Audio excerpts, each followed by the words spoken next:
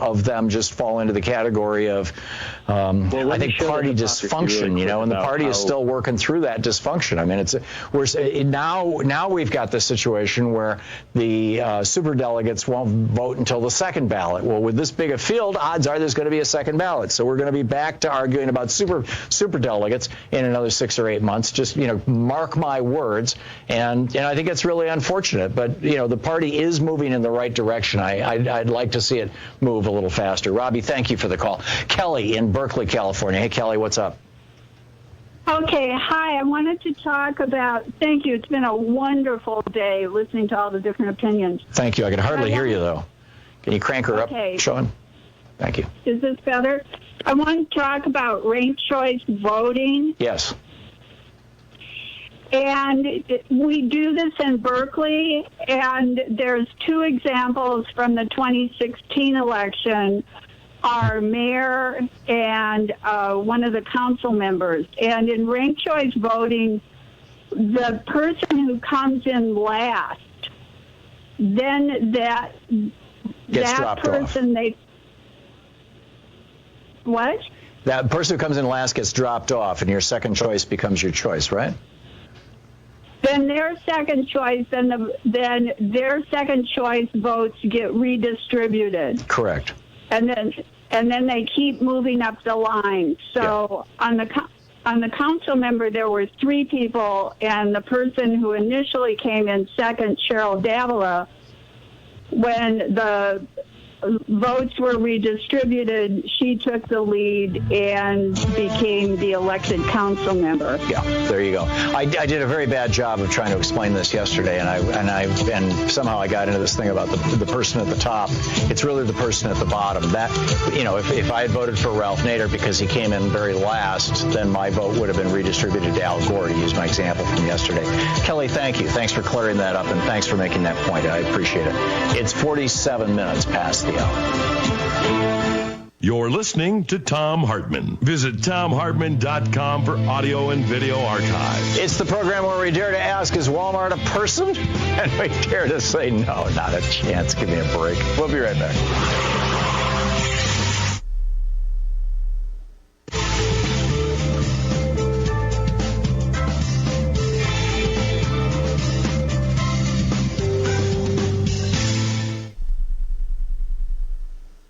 Bloomberg reports there's an increasing number of people concerned about their wealth due to the fear we may be entering a larger economic crisis than 2008. If you've been paying attention, you know the Dow recently had its 6th largest point loss in history, and the stock market continues to show extreme volatility. Meanwhile, central bank gold purchases have risen to a 6-decade high, sending gold prices higher. CNBC and the World Gold Council reports Russia and China are swapping out U.S. dollars from their own portfolios, investing in safer, more liquid assets like gold. And what makes things even more suspicious, the U.S. Federal Reserve reportedly holds the most gold of all central banks. What's everyone getting ready for? If you share the gut feeling that something is soon to go south with the global economy, call my friends at ITM Trading at 1-888-OWN-GOLD. Proper gold and silver strategy will help secure your entire wealth portfolio. Call ITM Trading at 1-888-OWN-GOLD. Ask them for their free gold protection guide and secure your wealth while you still can. That's 1-888-OWN-GOLD.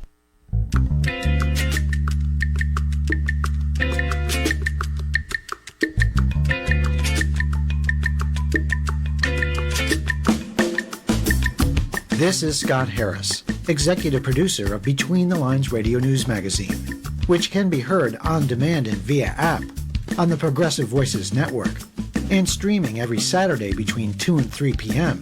and Sundays between 3 and 4 p.m. Eastern Time. Since 1991, our radio show has provided listeners timely, in-depth progressive analysis.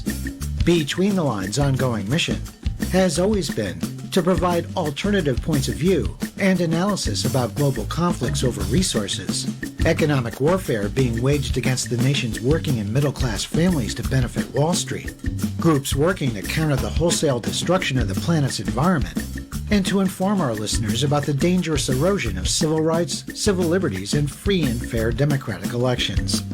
Between the Lines Radio News Magazine can be heard here on demand and via app on the Progressive Voices Network, and streaming Saturdays between 2 and 3 p.m. and Sundays between 3 and 4 p.m. Eastern Time. Here's what Between the Lines featured last week. What we're advocating for is that there would be a small tax that people would pay, but that would be in place of what they're currently paying as part of they pay for part of their cost of their health insurance. We found that last year there were 50 major U.S. corporations that paid their chief executives, their CEOs, over 1,000 times the compensation that went to their median or most typical workers. Here's what we're featuring this week on Between the Lines on Progressive Voices Network. He was never, in recent days, a key element in the resurgence or the potential resurgence of the Islamic State or ISIS. He was isolated. He was not in regular communication. The groups were acting on their own internationally. We need to have vital, vibrant communities in all countries. It's not just this whole America first only siphons wealth out of everywhere else and brings it here. We want wealth everywhere. We want people to live sustainable lives everywhere. Almost every major social movement of the last decade has been spied on by the FBI. All that's this week on Between the Lines Radio News Magazine. Heard here on Progressive Voices Network. Saturday 2 to 3 p.m. and Sunday 3 to 4 p.m. Eastern Time. The time.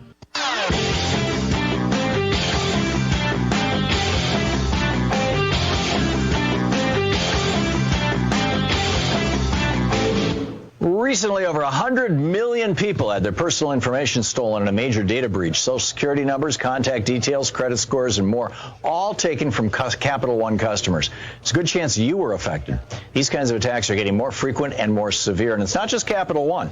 Equifax, Facebook, Uber, eBay, PlayStation, and Yahoo have all leaked passwords, credit cards, and bank numbers belonging to billions of users, which is why I use ExpressVPN. You can't control how big corporations mishandle your data, but you can protect yourself. ExpressVPN is an app for your computer and phone that encrypts and secures your data. Hey, if a breach can happen to Capital One, it can happen to you, right? I never go online without ExpressVPN, and if you care about your privacy and safety, you shouldn't either. ExpressVPN connects with just one click. It's lightning fast, costs less than $7 a month. ExpressVPN is rated the #1 VPN provider by TechRadar, CNET, The Verge, and countless others. Use my special link, expressvpn.com/Tom, T-H-O-M, right now to arm yourself with an extra 3 months of ExpressVPN for free. Support the show and protect yourself. That's expressvpn.com/Tom for an extra 3 months free. Welcome back. Anything Goes Friday here on the Tom Hartman program. And Philip in Atlanta, Georgia. Hey, Philip, what's on your mind today? Hey, Tom, thanks for taking my call. Sure. Wanted to let you know that he's here ruining the traffic. It's ruined at this moment. Yeah, oh, yeah. Oh, I thought he was going to Alabama for the game. I guess that's tomorrow, though, isn't it? Well, yeah, the game's tomorrow, but I see the motorcades, the freeways are full of officers controlling traffic, and it's bad. But anyhow, I'm sorry for you, Philip. I lived in Atlanta for I think 13 years. It's a great town, but the traffic really got wild. You're not kidding. You're not kidding. But the reason I called is he's showing up for something to do with Blacks for Trump. I doubt very seriously that you'll find many people attending except the people that he's bringing in. Mm-hmm. Folks here do not support what this guy did. If you think about the Central Park Five, the fact that this guy basically tried to have innocent young minority kids sentenced to death by running newspaper ads in his restaurant. When he comes in, his staff will move have been known to move blacks towards the back of the restaurant so that he didn't have to see them. The fact that this guy has been sued successfully for discrimination by not allowing African Americans to live in his apartment. By the federal government. So this guy, Yeah. So this guy has just had a long history of just abusive, discriminating behavior, and I don't suspect that he'll be getting that kind of support. And these people who do support him, I would imagine they're just not aware that these things actually occurred. Yeah. I think you may well be right, Philip, and soon I think our long national nightmare will be over. I really do. Philip, thank you for the call. I appreciate You're more it. than welcome. Thank you for listening. Yeah. Russ in Portland. Hey, Russ, what's on your mind today? Well, I concur in what you just said about our national nightmare soon being over, but I've got bad news for you. You need to read a book by Christopher Wiley. Do you know who Christopher Wiley is? I have the book. Did we interview him, Sean, or did we just? We did. Yeah, we had him on this program a couple of months ago, about a month or so ago, when his book first came out. Yeah, about Cambridge Analytica and the whole, the super deep way that they can use Facebook to grab you by the parts of your mind you don't even know are there. And Trump is doing that right now. He's spending a fortune on Facebook right now. Well, Cambridge Analytica has been reconstituted inside the Trump campaign. Yes. That's the problem. Yes. That's the problem. And he has the 6'8" Rasputin clone name of Brad Parscale, who says he's going to create a Trump dynasty in this country, and this is how he's going to do it. And people need to know what is. And Mark Zuckerberg is all fine to help him out doing it. Yeah. Can I say one more thing? Yeah, sure. Yeah, about the Hispanics who worship Trump, like the woman's relatives in Texas and the guy you had on the air. It all comes down to right-wing Catholicism and fetus worship. That's what it's about. I know that's a very, very large factor, and although I think with that particular caller also his being a wealthy business owner had something to do with it. Russ, thank you for the call. Spot on. And thank you for being with us this week. I hope you have a wonderful weekend. Louise and I are going to take a few days off for our anniversary, and I'll be back on Tuesday. Jefferson Smith will be here on Monday, and with a great live show, and he and Sean have been planning out. I'm looking forward to listening to it, and I hope you have a wonderful weekend. And don't forget, democracy is not a spectator sport. It requires you. So share Progressive Media with your friends and get out there, get active, tag You're It. We'll see you. Well, the show will be back on Monday. I'll see you on Tuesday. You've been listening to Thom Hartmann. For audio and video archives, visit ThomHartmann.com.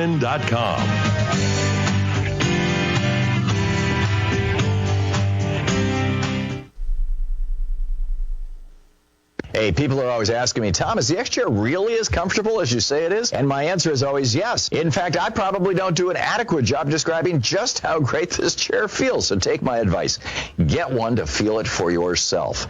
Thanks to X Chair's 30-day, no questions asked guarantee of complete satisfaction, you have no risk. So if you're wondering if what I say is true, try it for yourself.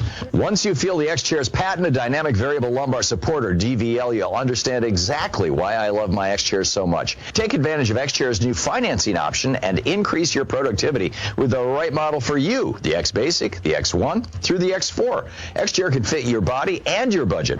X-Chair is on sale now for $100 off. Just go to xchairtom.com now. That's xchairtom.com, or call 1-844-4XChair. Go to xchairtom.com now and use the code XWheels, and you'll receive a free set of the new X-Wheels with your chair.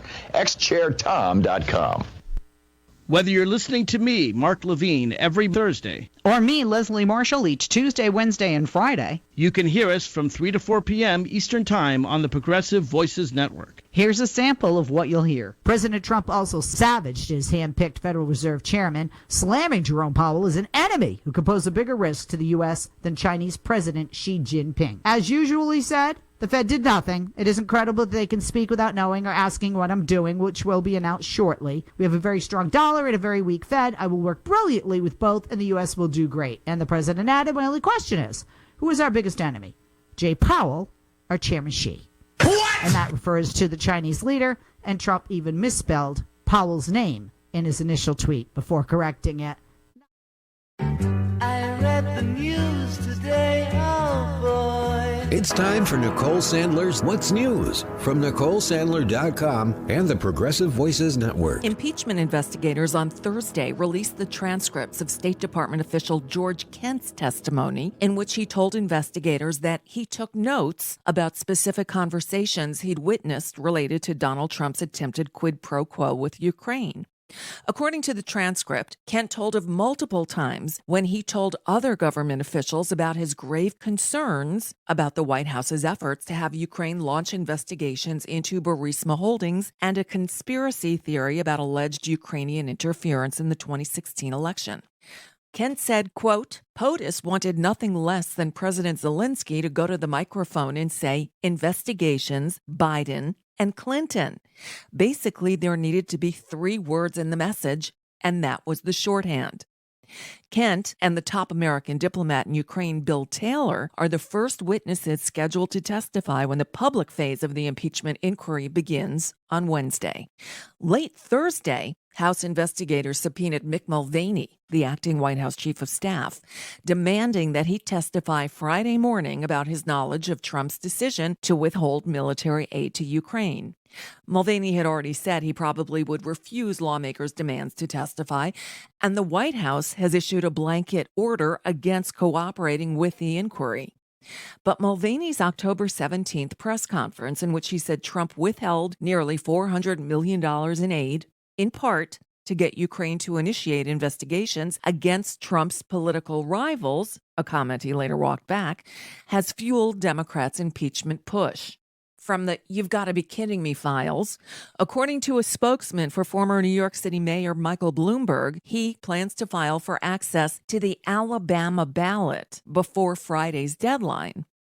Deadlines for filing for additional state ballots are coming up. Although Bloomberg has allegedly not made a final decision yet, critics note that he spent over $100 million during his last mayoral bid and has the resources to spend exponentially more on a nationwide campaign. To further frustrate us, the Washington Post's Eugene Robinson tweeted Thursday, I hear from a good source that Eric Holder has been consulting strategists about possibly jumping into the Dem presidential race. For those who need refreshing, Holder was Obama's first attorney general. In other news, Donald Trump was ordered by the New York State Supreme Court to pay $2 million in damages to nonprofit groups as part of a settlement of a 2018 civil lawsuit filed by the state's attorney general's office against him, his 3 eldest children, and the Trump Foundation, alleging that he used his charity's funds for personal and political means, violating campaign finance law.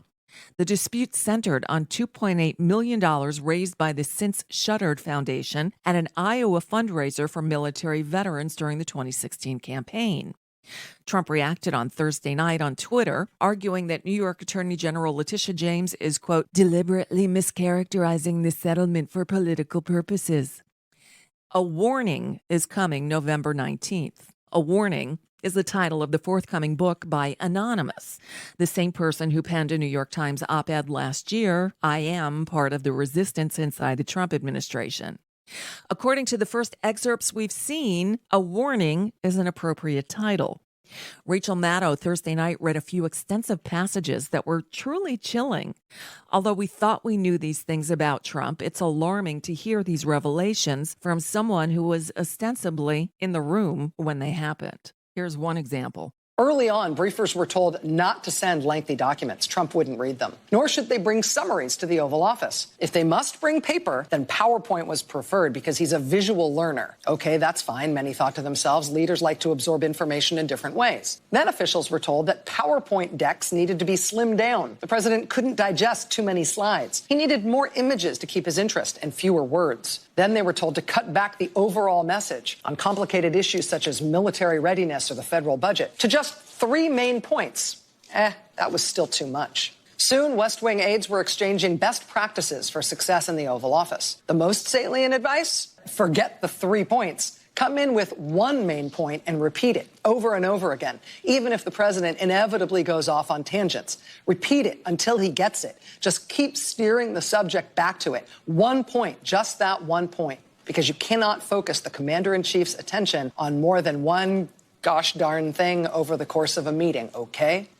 Some officials refused to believe this is how it worked. Are you serious, they asked? Quizzing others who briefed the president? How could they dumb down their work to this level? They were facilitating presidential decisions on major issues, not debates about where to go out for dinner. I saw a number of appointees as they dismissed the advice of wizened hands and went in to see President Trump, prepared for robust policy discussion on momentous national topics and a peppery give and take. Those people invariably paid the price. What the F is this? The president would shout, looking at a document one of them handed him. These are just words, a bunch of words. It doesn't mean anything. Sometimes he would throw the papers back on the table. He definitely wouldn't read them. And that's just a bit of what's news for now. I'm Nicole Sandler.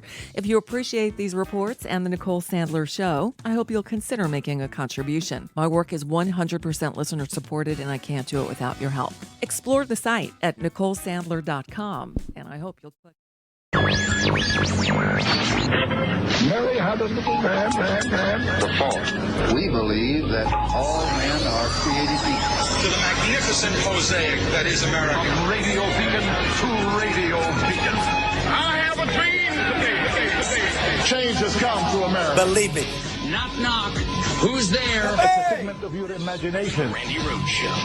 Turn up your mind. You did something that triggered a lot of people yesterday, including myself, by releasing the name of the whistleblower. The whistleblower whose complaint has now led to impeachment hearings. The whole point of releasing a name is to intimidate someone, to threaten someone, and to scare other people from coming out. That's something that dictators do. I've lived in China. I've seen that firsthand. That's not what America does. That's not who we do. We stand by our people. Why did you want to release the name? Listen, Abby, I think... I think the reality of the answer is the whistleblower's name was on a little website called The Drudge Report a couple of days ago. It was in Real Clear Politics. I literally quote tweeted an article that had the guy's name in the title of the article. So that whole thing is nonsense. But I wish the outrage would be equal. I mean, there was no outrage when, my family got an exploding letter of, with white powder substance in it. They're protecting a guy, in the CIA, and there's great outrage. But when your family gets something, it's there. And that's a big part of the book, which is it's not a level playing field in terms of outrage. We do live in an outrage culture. He asked to be anonymous. Your family did not. There's a difference. But Hello? He literally millions of people, and for days he's been out there in the media. But does that make it right? So what's the difference between me tweeting about it? It's different when the president's son does it, though, isn't it? Why? I mean, I'm a private citizen putting this out there. If everyone in this room put it right, I don't see any difference whatsoever. He doesn't see any difference whatsoever because Donald Trump Jr. is butthead, is what he is. His brother is Beavis, and he is butthead. And I challenge you to look up Beavis and Butthead and see if you can, point to the resemblance there. So this is disgusting, okay? This is really vile and gross. Junior and the Drudge Report and the American Spectator have decided that they know who the whistleblower is. And trust me, the name that they printed is not anybody that you've ever heard of. It's nobody I've ever heard of. And this person, obviously, then, is not a public figure.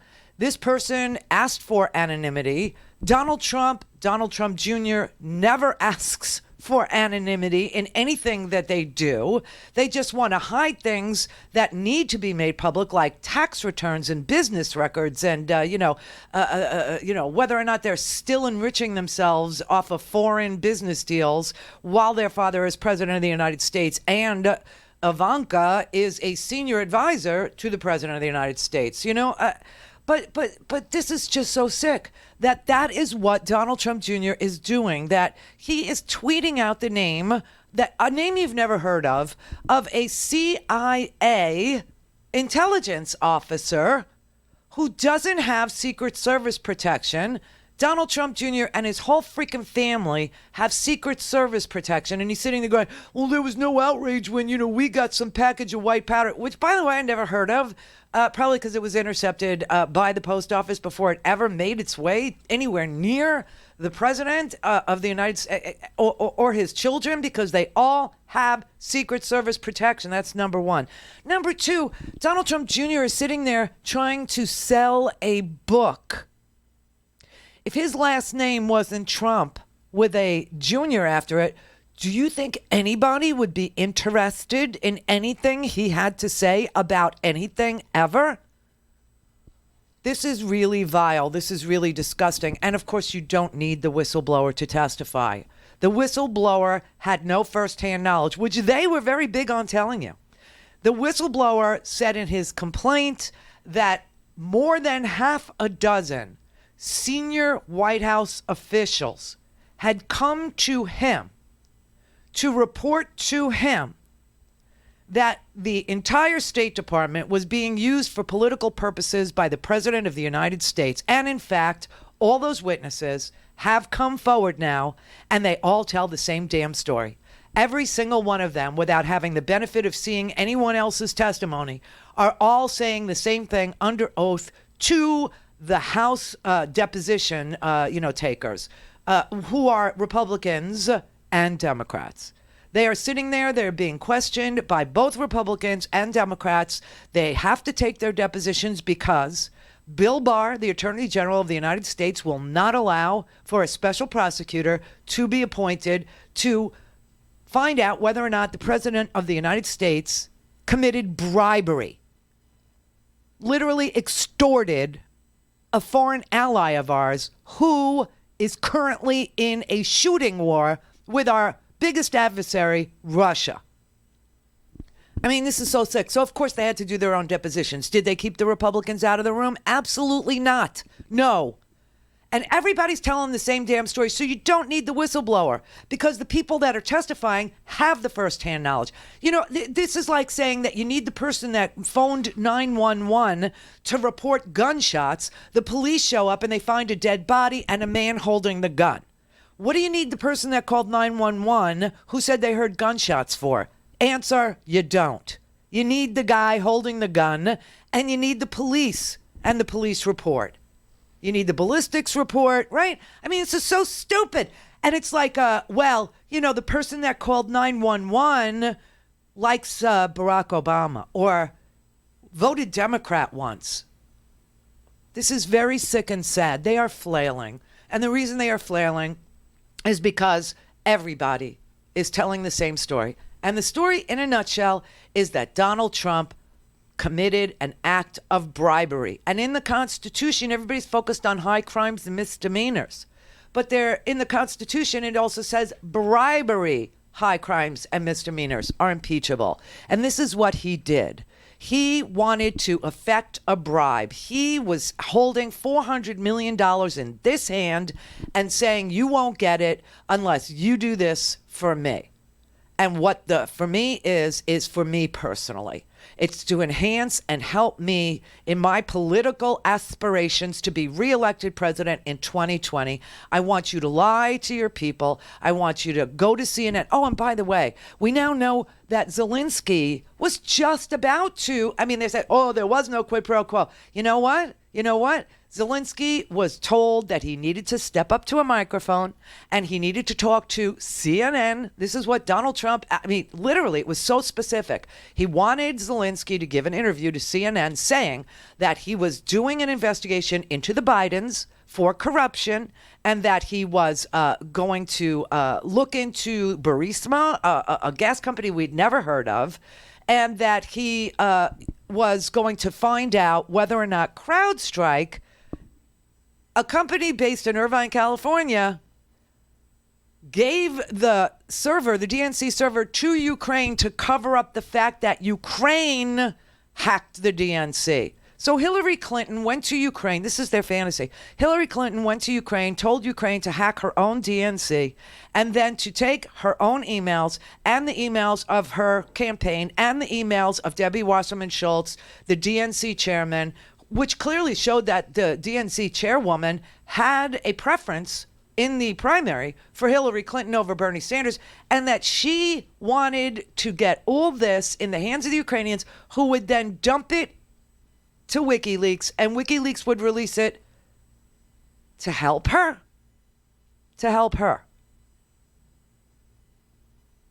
We all saw the emails. We all saw the Podesta emails. We all saw the Debbie Wasserman Schultz emails. We all saw, all those emails that WikiLeaks had that the Russians stole. Did that help Hillary Clinton? No. So what is this crazy idea that they have? How did this in any way Plus, now we all have testimony. We have testimony from Fiona Hill. We have testimony from George Kent. We have testimony from Lieutenant Colonel Vindman. We have testimony from Bill Taylor. We have testimony from just about everybody that worked in the State Department. And they all say that this was a debunked conspiracy theory, that Ukraine had the server or that Ukraine did the hacking, and that the president was literally asking them to lie. So now we know that the interview with Zelensky was set up already. It was set up with Fareed Zakaria on CNN. And Zelensky was going to do it so he could defend his country from Russia. He was going to do it.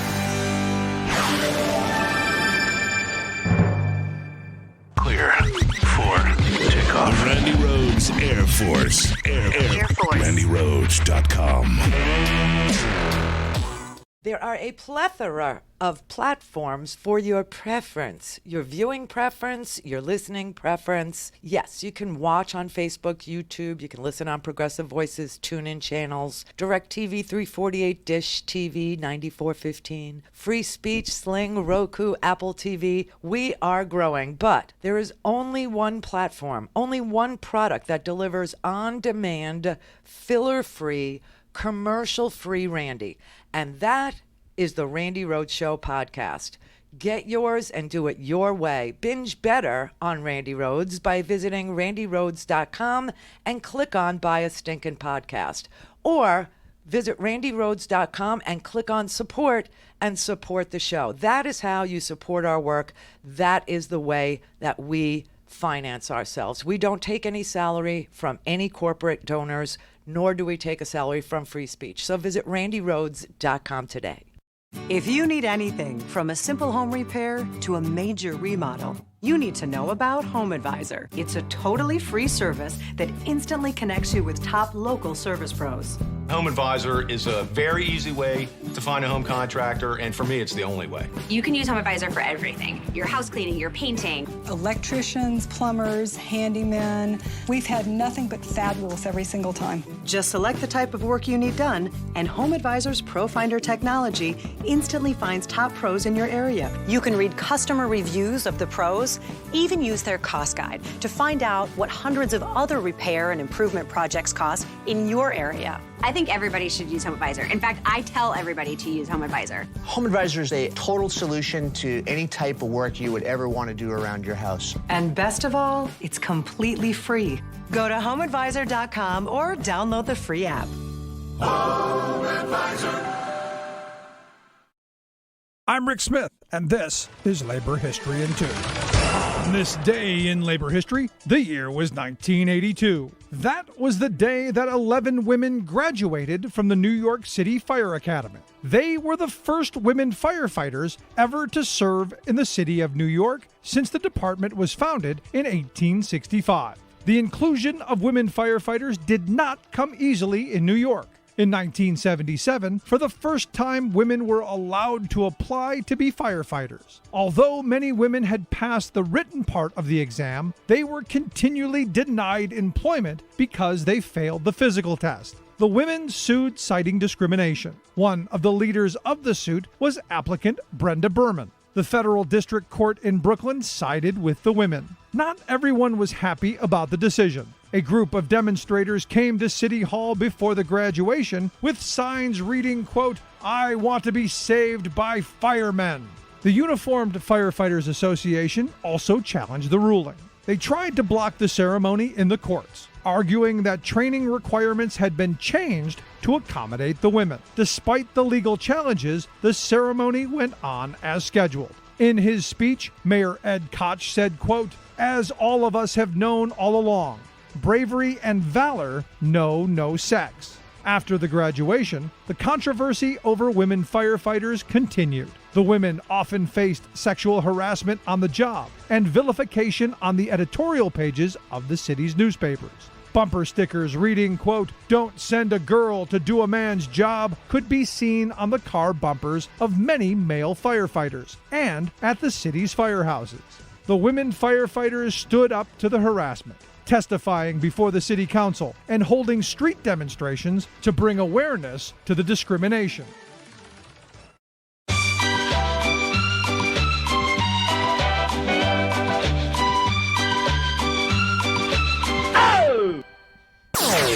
things Randy at randyrhodes.com. Go for launch. Speaking truth to power, the Randi Rhodes Show. In the memo of the call that was released from the White House between your father and the Ukraine president, your father said, I would like you to do us a favor, though, because our country has been through a lot and Ukraine knows a lot about it. And we have the entire part of the memo here. The other thing, there's a lot of talk about Biden's son, that Biden stopped the prosecution, and a lot of people want to find out about that. So whatever you can do with the Attorney General would be great. This is the basis of the impeachment inquiry. Why is that a sham? The whole Which is thing, what you're calling first of all, because nothing was withheld. The other guy on the other side actually said, I have no idea what you're talking about. No one knew any aid was even being withheld. The other guy in the Ukraine, in terms of aid being withheld. So no one knew about these but things. that's not true. That's a lie. Military aid was withheld. Yeah. Yes. No one knew about it in the Ukraine, so there was no quid pro quo. You see all the other aspects of this coming out. It was withheld. There's been no prima facie case made whatsoever for impeachment. The transcript is there. The witnesses are coming forward. There was no bipartisan support for that hearing Kimberly, going the forward. military aid was withheld. But not because of that reason. And again, the other side didn't even know that it was withheld. The timeline has been clearly demonstrated. But that's a lie. There have been several ambassadors that have testified. That the military aid was withheld. Did Gordon Sondland lie then when he changed his testimony yesterday? Well, I don't know why he changed his testimony. It's sort of interesting. It almost, he says something. He's afraid of on the perjury. record. He's afraid of going to jail. Or he's afraid of being attacked, like so many of us have for so long, by a vicious left that's running a one-sided sham thing. By Adam Schiff, who's doing a one-sided. All right. So again, part of their ever-evolving excuse that nothing bad happened, nothing wrong happened, nothing untoward happened, there was no quid pro quo, there was no bribery. There was a bribe, obviously. And so it's pointed out yesterday to Donald Trump Jr. when he says, Ukraine didn't know. They didn't know the money was being withheld. And they try to fact check them in real time, okay? And it's difficult. It is difficult to do with 5 people sitting around a table and 2 of them, and they're lying through their their pie holes constantly. Here is the testimony from Vindman, from Lieutenant Colonel Vindman, with regard to whether or not Ukraine knew that the money, the security aid, was being withheld. Here is it says, Colonel Vindman, I believe you testified earlier that around the middle of August, you started to receive inquiries from Ukraine with regard to the assistance. Is that correct? Answer. That is accurate. Yes. So who did you hear from in Ukraine? The inquiry that I've been referring to would be from the Ukrainian Deputy Chief of Mission, the person I speak to most often in Ukraine, on the Ukrainian side. And that was the middle of August? To the best of my recollection, yes, that's correct. The Ukrainian chief of staff was asked, what is going on? And remember, there are text messages between Sondland and George Kent and Yermak, okay, who is like the first assistant to President Zelensky, and they tweet to our side, the Ukrainians do, a Politico article that clearly indicates that security aid to Ukraine is being withheld. And they're like, what about this? What is going on over there? So this is another lie. And Junior is just sitting there lying through his pie hole with his, girlfriend, wife. She calls herself Mamacita, which is very fascinating. And then you have the testimony of Fiona Hill. Fiona Hill said about the Ukrainian CrowdStrike crap. Now, of course, the girlfriend, the Mamacita, says that, that's not the reason why the money was being withheld. That's not the reason why. Well, Mick Mulvaney confessed that was the reason why, but that's set aside. Here's Fiona Hill's testimony. She said, the questioner said, at my peril, I'm trying to figure out whether this is just complete fiction that was pitched to a reporter and has been completely debunked based on information you have, or whether there's any other explanation for this.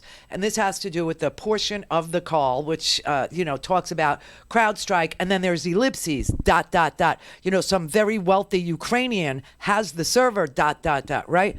And she testifies to this. She said, it is a fiction. It is a fiction that the Ukrainian government was launching an effort to upend our election and mess with our democratic systems. Because if you're trying to peddle an alternative variation of whether the Ukrainians subverted our election, I don't want to be a part of that. I will not be a part of that. And whoever this questioner was obviously a Republican, because he was very adverse to her position that the whole CrowdStrike dumped the server, the DNC server in Ukraine is crazy. He says, I'm not trying to peddle anything. I'm trying to ask you about what information you have regarding that. And, you know, frankly, if we don't have such a... And then she says, but you're asking me about an article that was written in Politico in January of 2017. And it's the thrust of the question that you're asking here, which is to basically... You know, what we're dealing with now is a situation where, at the risk of saying that everything that happened in 2016 was a result of Ukraine in some fashion... And he goes, no, I'm not saying that. She said, well, it certainly sounds like it to me.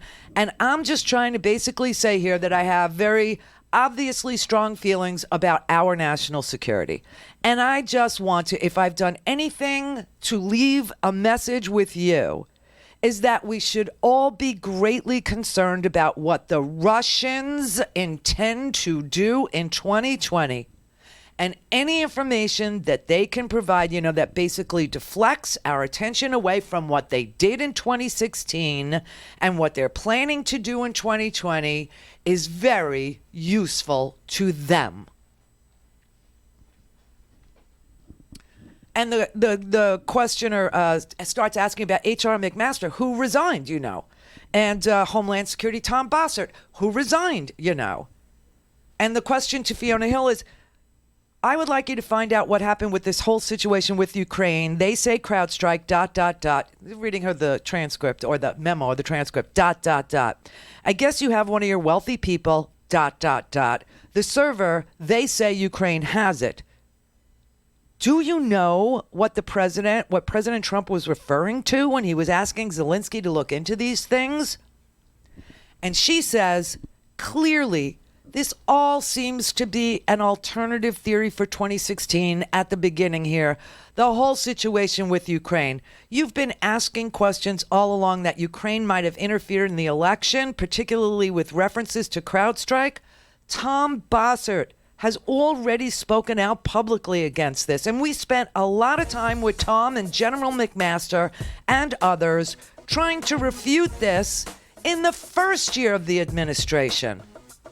Tom Bossert came out publicly and said he really regretted this reference after he read the transcript as well, because it is a debunked conspiracy theory. And they're just going to repeat all this crazy crap to disorient their, Cult 45 members, to give them something to hang their MAGA hats on. There is nothing to hang your MAGA hat on. The president is a corrupt individual who was using the entirety of the United States government as his personal political slush fund, as his personal political headquarters. He was sacrificing the security of the United States for himself.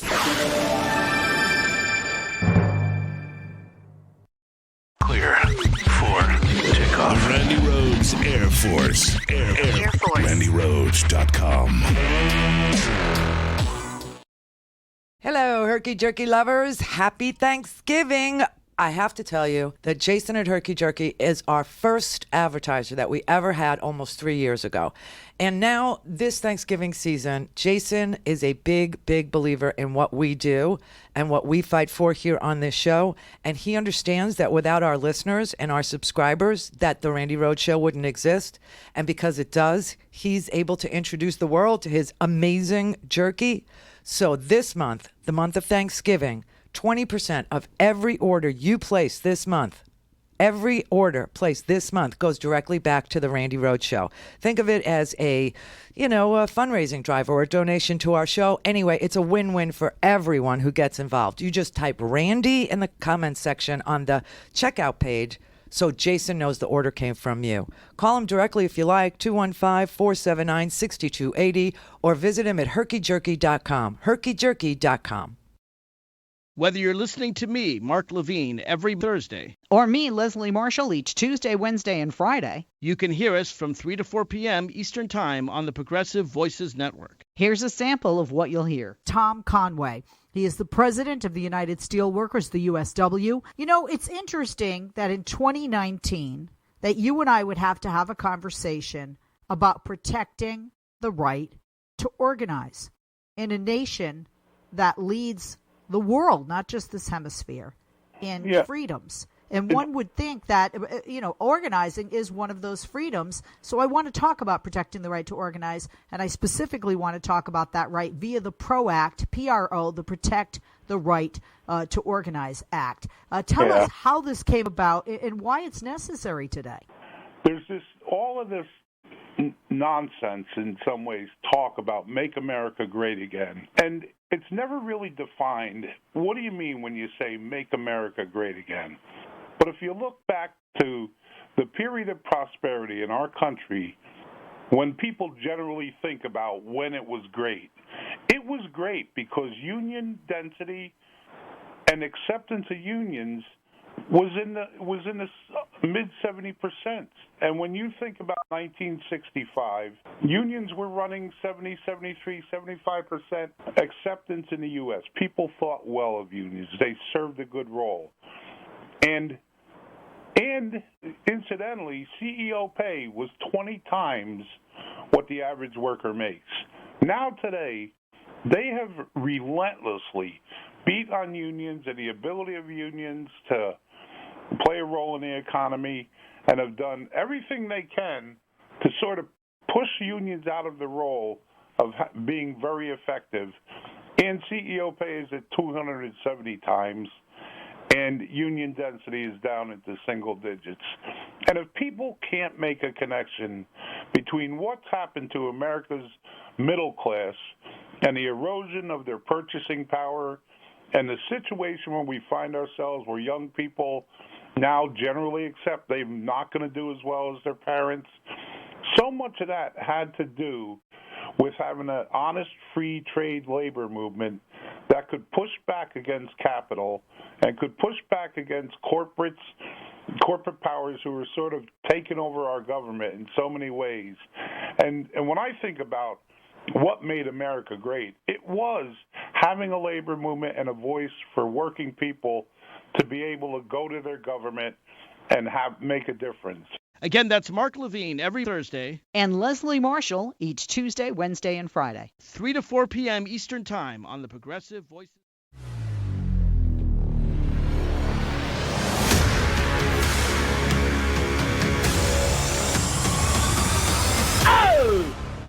Call in, connect. To speak to Randy, call 561-270-3844. 561-270-3844. But the whistleblower, before they knew I was going to release, he came out with a whistleblower, like he's some wonderful person. Holy crap. Take a look at the whistleblower. But the whistleblower came out with this horrible statement about this call. So I really had no choice. I said immediately, talk about transparency. I said, release it immediately. And then the whistleblower saw it, and Shifty Schiff saw it, who's a total crook. Schiff saw it, Pelosi saw it, and they said, we got a problem. We don't want to have anything to do with the whistleblower anymore. And the whistleblower disappeared. You know who else disappeared? The second whistleblower. And you know who else disappeared? The informer to the whistleblower, if there was such a person, which I doubt. Oh my God, he's totally deranged. Obviously, the informer to the whistleblower is a multiple person.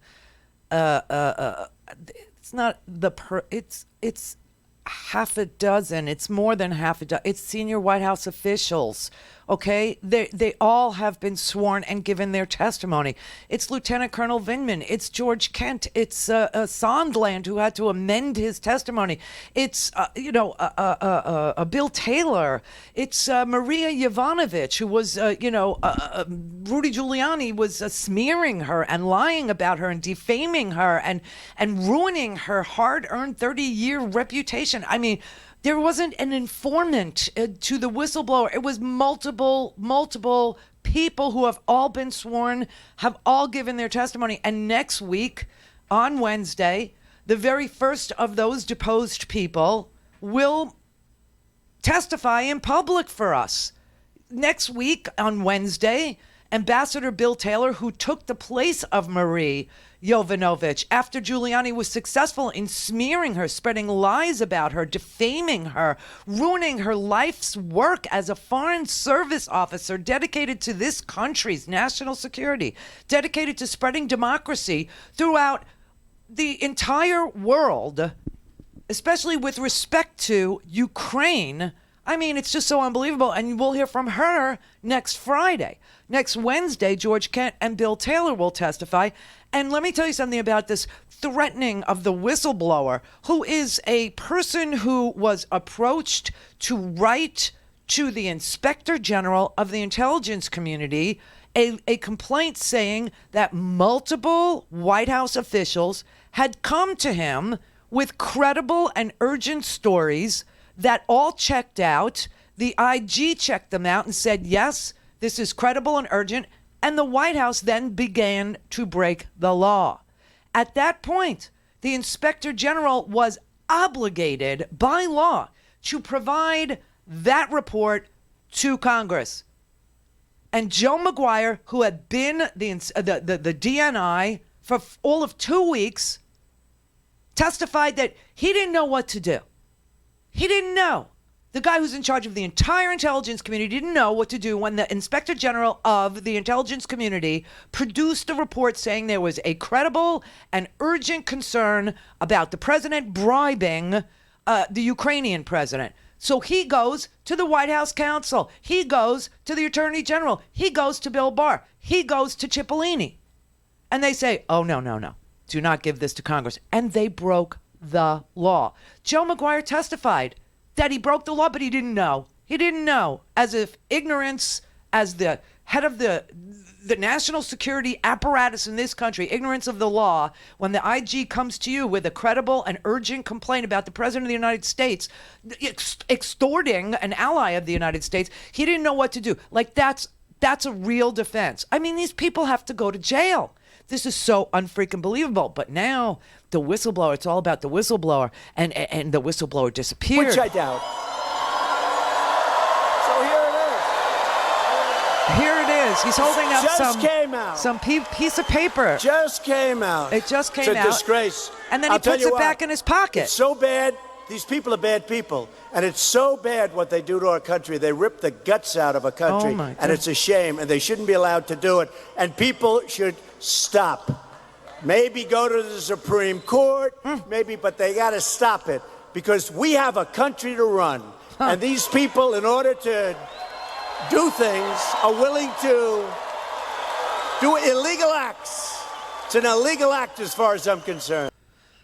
What does this man know about the law except how to break it? I mean, he knows nothing. And you know what's really interesting is Anonymous, the person that wrote the I am part of the resistance inside the White House op-ed in the New York Times, has now published an entire book about how Donald Trump runs this country, or how he doesn't, because he has no idea what he's doing, because he's cruel, because he's only interested in using the office and all of the apparatus of U.S. government to benefit himself financially, politically, emotionally, how he's a cruel man.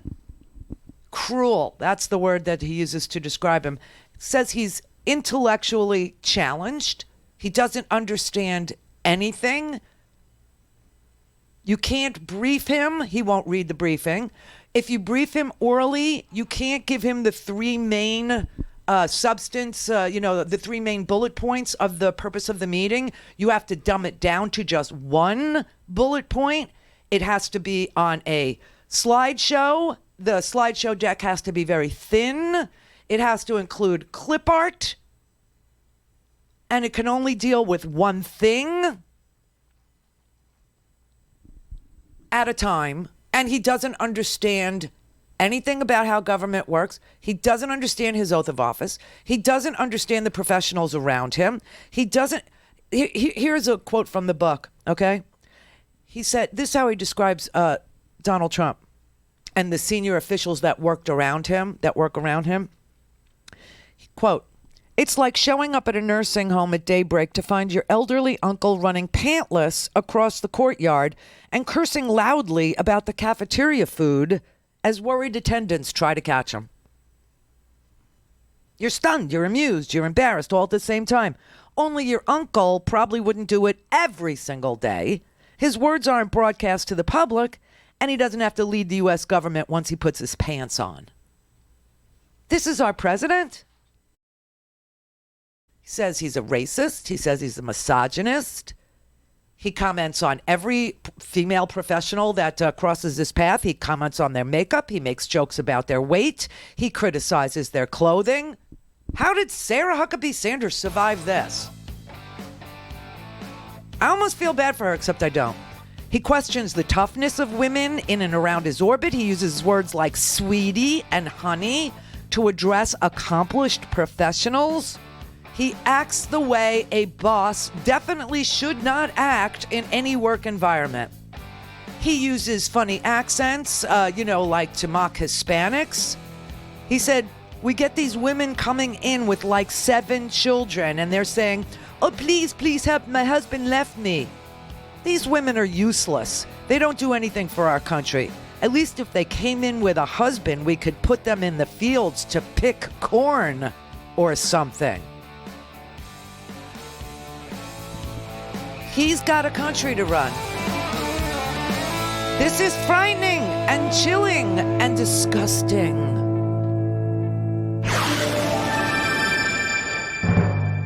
Clear for takeoff. The Randi Rhodes Air Force. Air Force. RandiRhodes.com. There are a plethora of platforms for your preference, your viewing preference, your listening preference. Yes, you can watch on Facebook, YouTube. You can listen on Progressive Voices, TuneIn channels, DirecTV 348, Dish TV 9415, Free Speech, Sling, Roku, Apple TV. We are growing, but there is only one platform, only one product that delivers on-demand, filler-free, commercial-free Randi. And that is the Randi Rhodes Show podcast. Get yours and do it your way. Binge better on Randi Rhodes by visiting RandiRhodes.com and click on Buy a Stinkin' Podcast. Or visit RandiRhodes.com and click on Support and support the show. That is how you support our work. That is the way that we finance ourselves. We don't take any salary from any corporate donors, nor do we take a salary from free speech. So visit RandiRhodes.com today. I was a diet soda junkie. I drank 10 cans a day. Kara Golden, founder of Hint Water, with an invitation to switch from diet sodas and sugary drinks to Hint for 30 days. I worked out and dieted, but I did not feel healthy. Then it hit me. After every diet soda, I craved sweets. Those diet sweeteners were making me eat more. I stopped diet sodas cold turkey and switched to water. My energy returned and I lost the weight, but plain water was boring. So I added fruit to liven it up. But when I looked for flavored water in stores, they all had sugar or diet sweeteners. So I started Hint, fruit-infused water with no sugar, no sweeteners, and no calories. Just great taste. See for yourself. Switch from diet soda and sugary drinks to Hint. Right now, you can buy 2 cases of Hint Water and get a 3rd case free and free shipping. Go to drinkhint.com/radio. drinkhint.com/radio. That's drinkhint.com/radio. I'm David Pakman, host of The David Pakman Show on the Progressive Voices channel. Check out this clip from my show. Democratic presidential candidate Robert O'Rourke, known to many as Beto O'Rourke, has exited the presidential race. He's been most recently polling just under 2% on average. This is pretty logical. Beto has not gotten traction. Like many other candidates, he's not gotten traction. He's decided to exit the race because he recognizes that, quote, we do not have the means to pursue this campaign successfully. Nothing to laugh at. He's recognizing something that other candidates are either not recognizing or not willing to accept publicly. Now, Donald Trump immediately continuing with his dog rhetoric, saying that Beto has quit like a dog, which doesn't really make any sense. If anything, it confirms Donald Trump doesn't really know anything about dogs. The dog's certainly not known for the trait of quitting things. In fact, the word dogged, meaning having tenacity or persistence, suggests the opposite, although I have no idea. I know that dogged contains D-O-G, but I have no idea if the etymology is actually from the word dog. Anyway, maybe that's me making a joke. Maybe it's not. If it works, then by all means, dogged, meaning having tenacity. How weird is it, though, what's going on with Donald Trump and dogs? ISIS leader Abu Bakr al-Baghdadi died like a dog, according to Trump. Not sure how many dog deaths Trump has witnessed, maybe something to look into. Beto O'Rourke quit like a dog. Just very strange dog imagery. Now that Donald Trump changed his residency to Florida, the headlines could be, Florida man screams at presidential candidate about dogs, and it would be sort of accurate. The upside to Trump using dog as his newest insult is that he's far less likely to misspell it when he tweets about it. I don't think that this is all bad, though, Beto O'Rourke getting out. I have been saying for several weeks, it's time to start trimming down the field and getting some of the people that don't have a shot out of the race. I would love to see Beto O'Rourke specifically, as I've said before, go back to Texas and challenge Republican Senator John Cornyn for his Senate seat. Even if he can't defeat Cornyn, I don't know, maybe he could, but even if he can't, forcing Republicans to have to spend a bunch of money in that race would be a really great thing. And speaking of which, there are several people polling around 2%, the way Beto O'Rourke has been, who should also quit. Delaney is at 0.3%. I don't even know if he's still running. I thought maybe he did drop out. Marianne Williamson's at 0.4%. She should go. Julian Castro, sadly, because I think he's actually a much better candidate than a lot of the others polling nothing, is at 0.6%. Probably time for him to leave. Bennett, again, I thought Bennett was out. I guess he's still in. He's at 0.7%. Tom Steyer at just under 1% is truly an annoying annoyance. Cory Booker and Tulsi Gabbard at 2%. Time to go, guys. It's over. And then Amy Klobuchar and Andrew Yang between 2.5% and 3%. They're probably ending soon, but they can maybe justify staying for one more debate because they are, listen, 3 is not that far from 5, and then you're in Kamala territory. So maybe they can justify staying in. Notably, in the last week, this is just a week, but in the last week, Bernie back up, Joe Biden.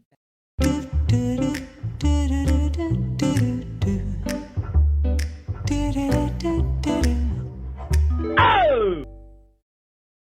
This is the Randi Rhodes Show. To speak with Randi, dial 561-270-3844. That's 561-270-3844. Always trying to make the conduct of other people the issue instead of the conduct of himself. It's the press. It's Hillary. Mm-hmm. Now it's the whistleblower. The whistleblower has performed a great service because what we have seen is his information confirmed that indeed the President of the United States has engaged in all likelihood in bribery. The Constitution only mentions 2 specific high crimes, bribery and treason. This is a case of bribery. The whistleblower called the nation's attention to the president's extortionate demands and bribery. And there is a real chance that the evidence has the president boxed in. That's why he's flailing once again, contemptuous of everything and everybody around him, except he's unwilling to look at his own conduct. That's absolutely true. Bribery is the crime. There are other ancillary crimes like obstruction of justice, 10 counts that Mueller found. The extortion of, Ukraine without notifying Congress. Now, if Congress appropriates money, I told you there's a law. It's called the Congressional Impoundment Act. And if Congress appropriates money, the president cannot hold up that money from being distributed unless and until he goes to Congress and gives them a reason why, which he never did do. He never did because his intentions were corrupt. His intentions were to corrupt Ukraine. When he says he was interested in corruption, that's partially true. He was interested in corrupting Ukraine. They were interested in corrupting a gas company called Naftogaz that Ambassador Marie Yovanovitch testified was one of the great bright spots in Ukrainian de-corruption efforts, that the man that was in charge of that company was transparent and that he actually invited people to join an international board for best business practices, and that what they told Naftogaz to do, stop buying natural gas from Russia. Russia is corrupt. All the transactions with Russia are corrupting everything to do with Ukraine's natural gas business. So stop doing it. And he did. And this is why Putin was livid because Ukraine stopped buying natural gas. Rudy saw a chance to make money, and you know the rest of the story. And you're going to hear it all on Wednesday. You'll hear from George Kent. We're going to hear from Marie. We're going to hear from, who's the other one? Bill Taylor. These are professionals, okay? These are people that do not ask for the limelight. These are people that don't lobby. These are people that serve the government, that, have been, foreign service officers, ambassadors for almost 40 years. So we'll see that.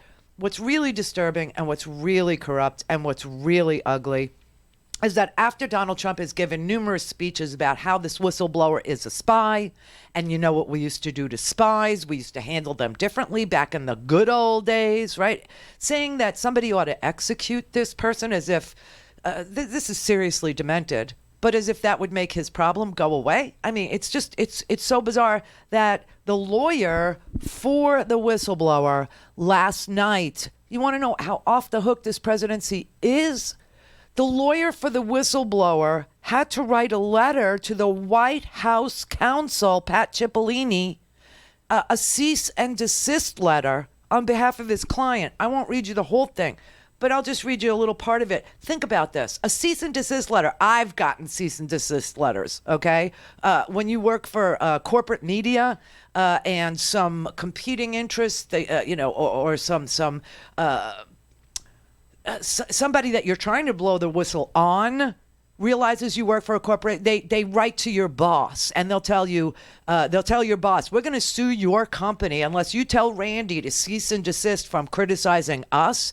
99.9% of the time that company is going to tell you, just don't talk about it anymore. Just don't talk about it anymore. Except for me, I violate and then I end up getting sued and then I win. But this is amazing. This is what the lawyer for the whistleblower wrote to the White House counsel. I'm writing out of deep concern that your client, the President of the United States, is engaging in rhetoric and activity that places my client, the intelligence community whistleblower, and their family in physical danger. I'm writing to respectfully request that you counsel your client on the legal and ethical peril in which he is placing himself should anyone be physically harmed as a result of his or his surrogate's behavior. Now, this goes for Rudy Giuliani, this goes for Mick Mulvaney, this goes for Junior, this goes for everybody that sits on the TV that says, oh, President Trump is the real whistleblower, and the whistleblower's name needs to be Rand Paul, all these people that are threatening this guy who is obviously not a public figure. He's an intelligence community member and a whistleblower who simply gave the information that these professionals gave to him to the Inspector General of the intelligence community, which is what you do in the chain of command. He said, respectfully, your client's rhetoric and behavior fall well beneath the dignity of the office. In fact, contrary to President Lincoln's words about governing, existing of the people, by the people, for the people, your client instead appears intent on consistently attacking private citizens, the people. As of late, his fixation has been on my client for reasons that I submit are self-evident. While engaging in foreign affairs with the United States mission to the United Nations in New York on September 26, 19, the president equated whistleblowers and my client, as well as other whistleblowers, with spies, stating, quote, you know what we used to do in the old days when we were smart with spies and treason, right? We used to handle it a little bit differently than we do now. The lawyer said, in the old days, spies were summarily executed. And recently, while speaking with members of the press, the president specifically discussed my client and encouraged journalists to report who they suspect the whistleblower is. Quote, the press knows who it is. You know who it is. You just don't want to report it, you know? You'd be doing a public service if you did. And finally, the president quoted Pastor Robert Jeffress by writing the following on social media. If the Democrats are successful in removing the president from office, which they will never be, it will cause a civil war in this nation from which our country will never heal. These are not the words of an individual with a firm grasp on the significance of the office which he occupies, nor a fundamental understanding of the significance of each word he articulates by virtue of occupying that office. The three examples I provide above, which constitute a very small fraction of this rhetoric against my client, equate lawful whistleblowing to something that may permanently fracture a nation, such as civil war. His calls to the public to identify my client by name and his suggestion that he would support acts of violence against my client are candidly some of the most dangerous and reckless things a president of the United States can say. He seeks to intimidate my client, blah, blah, blah, on, and just says, look, if the final paragraph of this letter is really chilling. He said, I submit that it's in your client's best interest to cease and desist in calling for the public disclosure of my client's identity and to cease in rhetoric that may endanger their life and the lives of their family. Should anybody be physically harmed, my co-counsel Mark Zaid and I will not hesitate to take any and all appropriate action against your client. Those who are complicit in this vindictive campaign against my client, whether through action or inaction, shall also be responsible, be that legally or morally. Can you imagine that a president of the United States is getting cease and desist letters, which are usually sent to talk show hosts? Can you imagine? See, this is what you get. This is what you get when guys like Steve Bannon, guys like Roger Stone, guys like Reince Priebus, guys like Jeff Sessions, guys like Barrack and all know that a president is unhinged and he is a cruel man, an indecent man, an abuser of women, a sexual predator, and a reality TV show star and nothing more.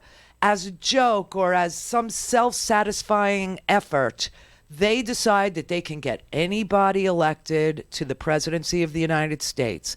They can do it by cheating and doing, all kinds of lying and campaign rallies that represent Nuremberg rallies, deploying racist memes, and taking hacked material from a foreign adversary and coordinating its release with a guy who's under house arrest at an Ecuadorian embassy in London. I don't know if they did it for fun. I don't know if they did it for a joke. I don't know if they did it to make themselves feel strong and big that they could get any lunatic elected president. But it's like we're living in a really bad movie.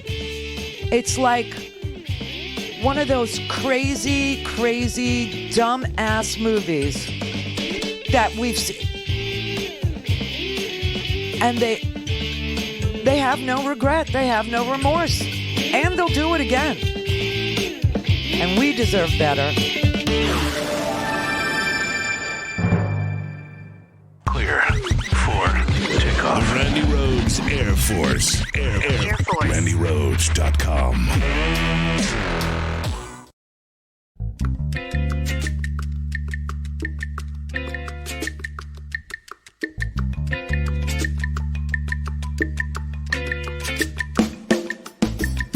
This is Scott Harris, executive producer of Between the Lines Radio News Magazine, which can be heard on demand and via app on the Progressive Voices Network, and streaming every Saturday between 2 and 3 p.m., and Sundays between 3 and 4 p.m. Eastern Time.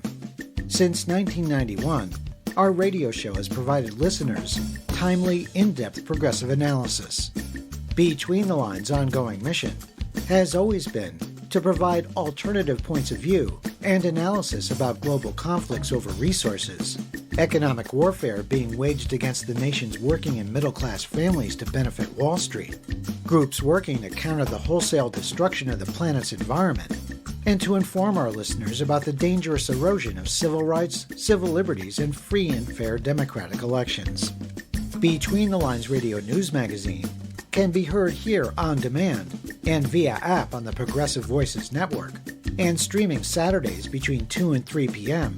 and Sundays between 3 and 4 p.m. Eastern Time.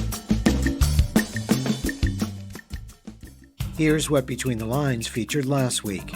What we're advocating for is that there would be a small tax that people would pay, but that would be in place of what they're currently paying as part of they pay for part of their cost of their health insurance.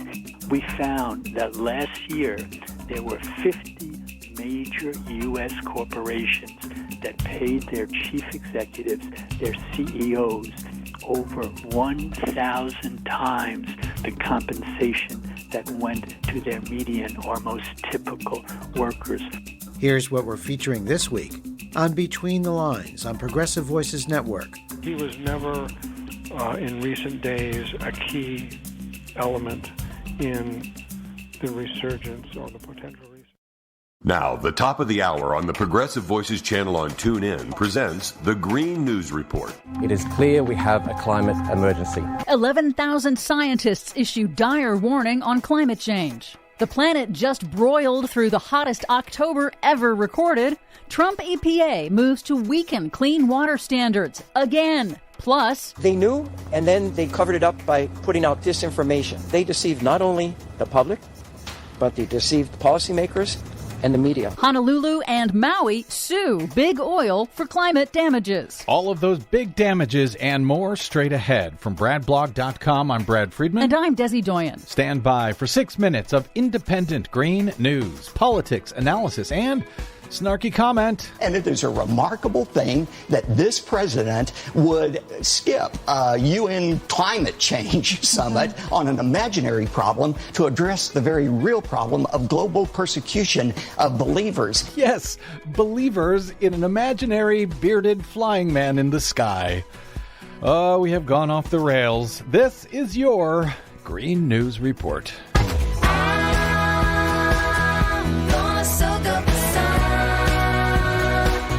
Okay, Desi Doyen, the heat records continue, and it turns out they are not imaginary at all. No, sadly, they are not. October 2019 was the hottest October ever recorded globally since record-keeping began in the 1880s, edging past the previous record set just in 2015. That's according to the European Union's Earth monitoring service Copernicus this week. NASA and NOAA will issue their report soon and are expected to reach similar conclusions. Just imaginary. It's the fifth straight month in a row to break a new monthly record or near record for heat. Imagine that. On the same day as that October heat record was announced, 11,000 scientists publishing in the journal Bioscience issued a stark public statement declaring that, quote, planet Earth is facing a climate emergency and warning that humanity faces, quote, untold suffering due to the climate crisis. They state that climate impacts are here and are more severe and accelerating faster than previously predicted. But they also said that the damages can be mitigated if we undertake major transformations in the way society functions. They outlined 6 broad policy goals to address the problem, including replacing fossil fuels with clean energy, reducing pollutants like methane and carbon, and shifting our land use to restore ecosystems and stop deforestation. Meanwhile, out in the Pacific Ocean, rising sea surface temperatures are fueling powerful super typhoon Halong. Forecasters say it is a powerful Category 5 plus because there is no Category 6, and it is now one of the top most powerful storms ever observed by satellite. Thankfully, however, super typhoon Halong is not expected to impact land. How long is it expected to keep spinning? That's an excellent question. See what I did there? Yes, I see what you did there. Off the west coast of the U.S., a new study warns that rising ocean temperatures are triggering coastal ecosystem shifts and wreaking havoc on marine life. A California Department of Fish and Wildlife Service study has concluded that successive marine heat waves from 2014 to 2017 killed 90% of the underwater kelp forests that used to extend from San Francisco to Oregon. The marine heat wave also contributed to a mass die-off of 20 starfish species, and without starfish around to keep them in check, voracious sea urchin populations exploded that helped to mow down the kelp forests. And even if you believe that climate change is imaginary, how do these people explain all of this death in the oceans? Another good question. Thank you. In the nation's capital, the Trump Environmental Protection Agency this week moved to weaken clean drinking water rules again, proposing changes to Obama-era standards governing the disposal of toxic coal ash waste and wastewater from coal-fired power plants that's contaminated with toxins like arsenic and lead. Recent studies of U.S. coal plants' own data report that more than 90% of the nation's regulated coal ash repositories are leaking unsafe levels of toxic chemicals into nearby groundwater. Finally, some good news. In Hawaii, Maui County and the city of Honolulu have joined the growing list of state and local governments that are suing major oil companies for damages. The new lawsuits allege that the oil giants lied to the public and policymakers for decades about what they knew about climate change. And they seek compensation for the mounting costs and repairs from damages caused by rising sea levels and extreme weather. In a press conference, Honolulu Mayor Kirk Caldwell noted that taxpayers are already paying millions to repair damages caused by more frequent hurricanes and coastal erosion, and that new data projects the costs will be upwards of $75 billion to repair and relocate infrastructure. And this lawsuit will seek damages to mitigate the impacts of our climate crisis and to do repairs and other things that need to be done. They need to pay just like big tobacco needed to pay. Well, I can tell you the big fossil fuel companies may want to pretend still that this is all imaginary. It is absolutely not, and hopefully they will find out soon in a court of law. For much more on all of these stories and the ones we couldn't get to today, check out our website at greennews.bradblog.com. I'm Brad Friedman. And I'm Desi Doyen. And this has... Mary had a little man. The fault. We believe that all men are created equal. To the magnificent mosaic that is America. From radio beacon to radio beacon. I have a dream. Change has come to America. Believe it. Knock, knock. Who's there? It's a figment of your imagination. Randi Rhodes Show. Turn up your mind. This country is in real trouble. We need somebody to pull people together. Just last week, former Mayor Michael Bloomberg said he had doubts about the current Democratic presidential contenders. I have my reservations about the people running and the way they're campaigning and the promises they're making that they can't fulfill. Now, after spending millions to help Democrats win elections across the country, he's seriously considering a bit of his own. In a statement, a spokesman says, "We now need to finish the job and ensure that Trump is defeated." But Mike is increasingly concerned that the current field of candidates is not well positioned to do that. Under Mike Bloomberg's tenure. In September, he told CBS This Morning he was staying out of the 2020 race, partly because former Vice President Joe Biden was leading a crowded field. Are you sitting here going, I wish I had done it? No, I never think back. There was not a road for me when Joe was in the race to get through because we would have split the votes. But recent polling shows Biden is slipping behind liberals Elizabeth Warren and Bernie Sanders and moderate Indiana Mayor Pete Buttigieg. Bloomberg is a former registered Republican and independent who rejoined the Democratic Party just last year. How about a possible presidential run? He's been mentioned as a possible presidential candidate since 2008. In 2016, he backed Hillary Clinton and attacked then-candidate Donald Trump. I'm a New Yorker, and I know a con when I see one. All right, let's talk details. If Bloomberg does decide to run, what challenges does he face entering this late in the campaign? And where does he fit among the other Democrats in the field? Well, sure. He'd have a lot of catching up to do to the other candidates who've been campaigning for months. But the one thing, of course, he has is money. And he's expected to spend his own fortune on building a team, getting on the ballot, and advertising. But a recent poll also shows that if Bloomberg were to enter the race, only 6% of Democratic primary voters say they definitely vote for him. He'll also have to answer for his record as New York mayor, including implementing the controversial policing tactic known as stop and frisk that disproportionately targeted minorities. It's already been the subject of conversation on the campaign trail. So here we go, everybody. And I guess the sunny news in Michael Bloomberg filing in Alabama to be in the primary on the ballot is that...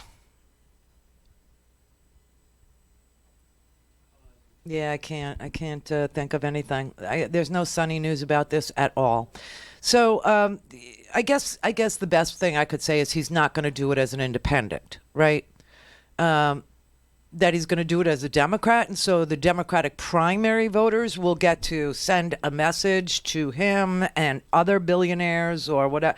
I don't know. I mean, people might like Mike. I mean, he's going to spend whatever it takes. The guy is worth, you know what he's worth? This is crazy. This is just a ridiculous number. He's worth $52 billion. $52 billion. I mean, if Elizabeth Warren got her way, you realize that every dollar he makes over $1 billion, so $51 billion would be taxed 6 cents on the dollar. The guy is, look, I don't know what to say about him except that he's never going to make it through the stop and frisk portion of any debate. Okay, he's just not. That was a failed policy that targeted black and brown people disproportionately. He's not going to make it through the Wall Street portion, especially if you have Bernie and Elizabeth Warren on the same stage with him, talking about paying for everybody to have health care by not raising taxes on the middle class. Oh, no. Oh, hell no. But raising a 1/10 of a penny transaction tax on large Wall Street trades, right? And a 6% tax on every dollar over $1 billion to pay for health insurance or health care for Americans. I mean, I don't see how he makes it through that. But he really doesn't like the idea of Medicare for all. He thinks it's too extreme. His issues somewhat mesh with mine. I'll just say mine. I won't say yours because it's hard to know who's listening. But his issues on, his position on climate change meshes with mine. He thinks it's an existential threat and that we need to address it post-haste, if not, retroactively. He also is the founder of a really good organization on gun violence and on background checks called Everytown USA. I find that organization to be extremely impactful and informative, and their stats and their information and their websites are all good. They're all great. I just don't think that he's going to be for any new taxes on Wall Street, okay, in order to pay for health care. I just don't, and I know that health care for me is like one of the biggest issues. The other one is, stopping Trump, obviously. But healthcare, if we don't address healthcare in this country, I don't know what I'm going to do. I don't know how I'm going to keep myself insured, right? And a lot of people are facing this, and we are insured people, but the insurance doesn't kick in until you pay $24,000 in premiums, $6,000 in deductibles, and copays on everything having to do with your health care. I mean, it's unbelievable. But here's what I think Bloomberg thinks that Biden is a loser, okay? He didn't get into the race because, as he said in that little piece there from CBS News, he didn't get in because he didn't want to peel votes off of Joe Biden. He thought Joe Biden was the protector of corporate America, okay? That Joe Biden is a Wall Street dude. Remember, Joe Biden was the senator from, hey, incorporate in Delaware. We're a corporate dream factory, right? Incorporate in Delaware. So that's Joe Biden facing up against Elizabeth Warren, who Wall Street will do just about anything to defeat because she gets that the wealthiest, best situated Americans need to pay a little more. They just do. And she doesn't even start taxing people until the 50 millionth and $1, and that's a 2-cent tax. And then the 6-cent tax doesn't kick in until the 1 billionth and first dollar. Somehow, I just don't think they'll feel it. I just don't think that, that's going to be a big crimp in their lifestyle. I just don't think so. But he's going to peel votes off from Buttigieg. So if you're somebody out there that really likes Pete Buttigieg, I want you to understand Pete Buttigieg is the moderate. Pete Buttigieg is the person that Bloomberg would be taking votes from. Yes, he'd be taking votes from Joe Biden, but he'd also be taking votes from Pete Buttigieg, who is the alternative to Biden in a lot of people's minds, a young alternative to Biden, a Midwestern alternative to Biden. And, they're equally mayors. Bloomberg is a mayor. Buttigieg is a mayor. And the two of them work the mayoral system, meaning they are friends with all of the mayors from all the cities in America because they have their associations, their organizations, their, conferences and things like that. So they're going to be competing against each other. If you're a Buttigieg person, you shouldn't be delighted with the entree of Mayor Bloomberg into the primary. If you're a Warren person or if you're a Bernie person, I don't see any reason to even, think about Bloomberg as an issue. He does have a lot of ground to catch up to, but we are 3 months away from the first caucus in Iowa. Now, he is trying to get on the first primary ballot in Alabama. That's what he's doing. The thing that's a little bit scary about him is here is another businessman with billions. I mean, multiple, like more money than any person could possibly spend in a lifetime, right? And so that means that most of it is disposable income for him, disposable money. And he's going to spend it. And the other very nerve-wracking portion of his candidacy for me, he owns a media empire. An empire. He owns radio stations. He owns Bloomberg News. He owns websites. He owns television. The people that work for him, I think a chill went up their spine because he's going to have to get rid of all political coverage if he's going to run. Clear for takeoff. The Randi Rhodes Air Force. Air Force. RandiRhodes.com. There are a plethora of platforms for your preference, your viewing preference, your listening preference. Yes, you can watch on Facebook, YouTube. You can listen on Progressive Voices, TuneIn channels, DirecTV 348, Dish TV 9415, Free Speech, Sling, Roku, Apple TV. We are growing, but there is only one platform, only one product that delivers on-demand, filler-free, commercial-free Randi. And that is the Randi Rhodes Show podcast. Get yours and do it your way. Binge better on Randi Rhodes by visiting randirhodes.com and click on Buy a Stinkin' Podcast. Or visit randirhodes.com and click on support and support the show. That is how you support our work. That is the way that we finance ourselves. We don't take any salary from any corporate donors, nor do we take a salary from free speech. So visit randirhodes.com today.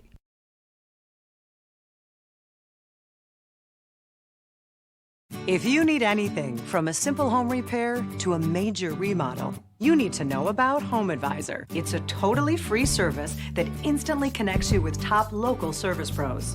Home Advisor is a very easy way to find a home contractor, and for me, it's the only way. You can use Home Advisor for everything. Your house cleaning, your painting. Electricians, plumbers, handymen. We've had nothing but fabulous every single time. Just select the type of work you need done, and Home Advisor's Pro Finder technology instantly finds top pros in your area. You can read customer reviews of the pros, even use their cost guide to find out what hundreds of other repair and improvement projects cost in your area. I think everybody should use Home Advisor. In fact, I tell everybody to use Home Advisor. Home Advisor is a total solution to any type of work you would ever want to do around your house. And best of all, it's completely free. Go to homeadvisor.com or download the free app. Home Advisor. I'm Rick Smith, and this is Labor History in 2.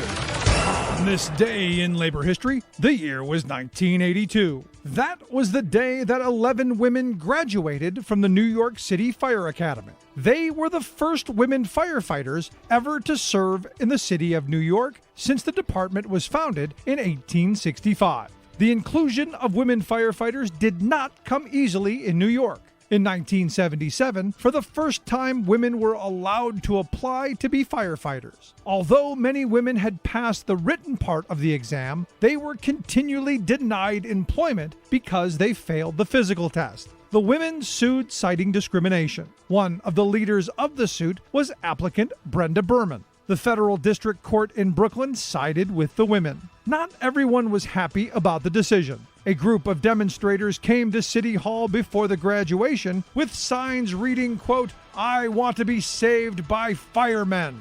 The Uniformed Firefighters Association also challenged the ruling. They tried to block the ceremony in the courts, arguing that training requirements had been changed to accommodate the women. Despite the legal challenges, the ceremony went on as scheduled. In his speech, Mayor Ed Koch said, quote, "As all of us have known all along, bravery and valor know no sex." After the graduation, the controversy over women firefighters continued. The women often faced sexual harassment on the job and vilification on the editorial pages of the city's newspapers.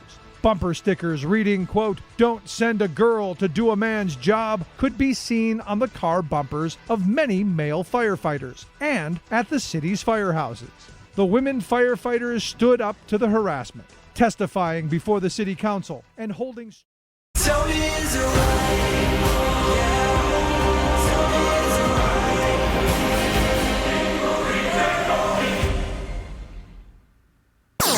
All things Randy at RandyRhodes.com. Go for launch.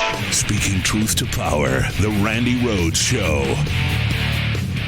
What Michael Bloomberg is, he's smarter than Trump. He's 25 times wealthier than Trump. He's more respected than Trump. And he is, I always keep saying we're looking for the anti-Trump. And other than Trump being taller than him, Michael Bloomberg is bigger, stronger, richer, smarter than Donald Trump. And he is going to be able to throw Molotov cocktails at Trump like no other. By the way, if Donald Trump is watching this right now, he's just picked up the phone and started screaming at people. You know him. I know him. This is his Achilles heel.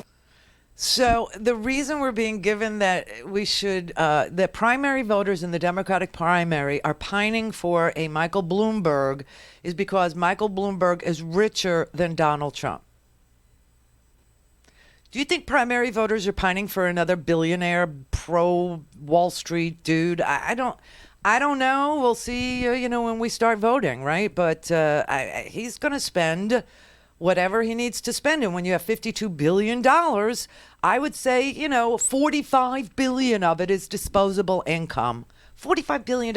I mean, how did we get the money out of politics if all we're going to ever get now is people who claim to, be able to self-fund their billionaires' campaigns while, not threatening, any new taxes on the uber wealthy or any, transaction tax on these trades that go on Wall Street.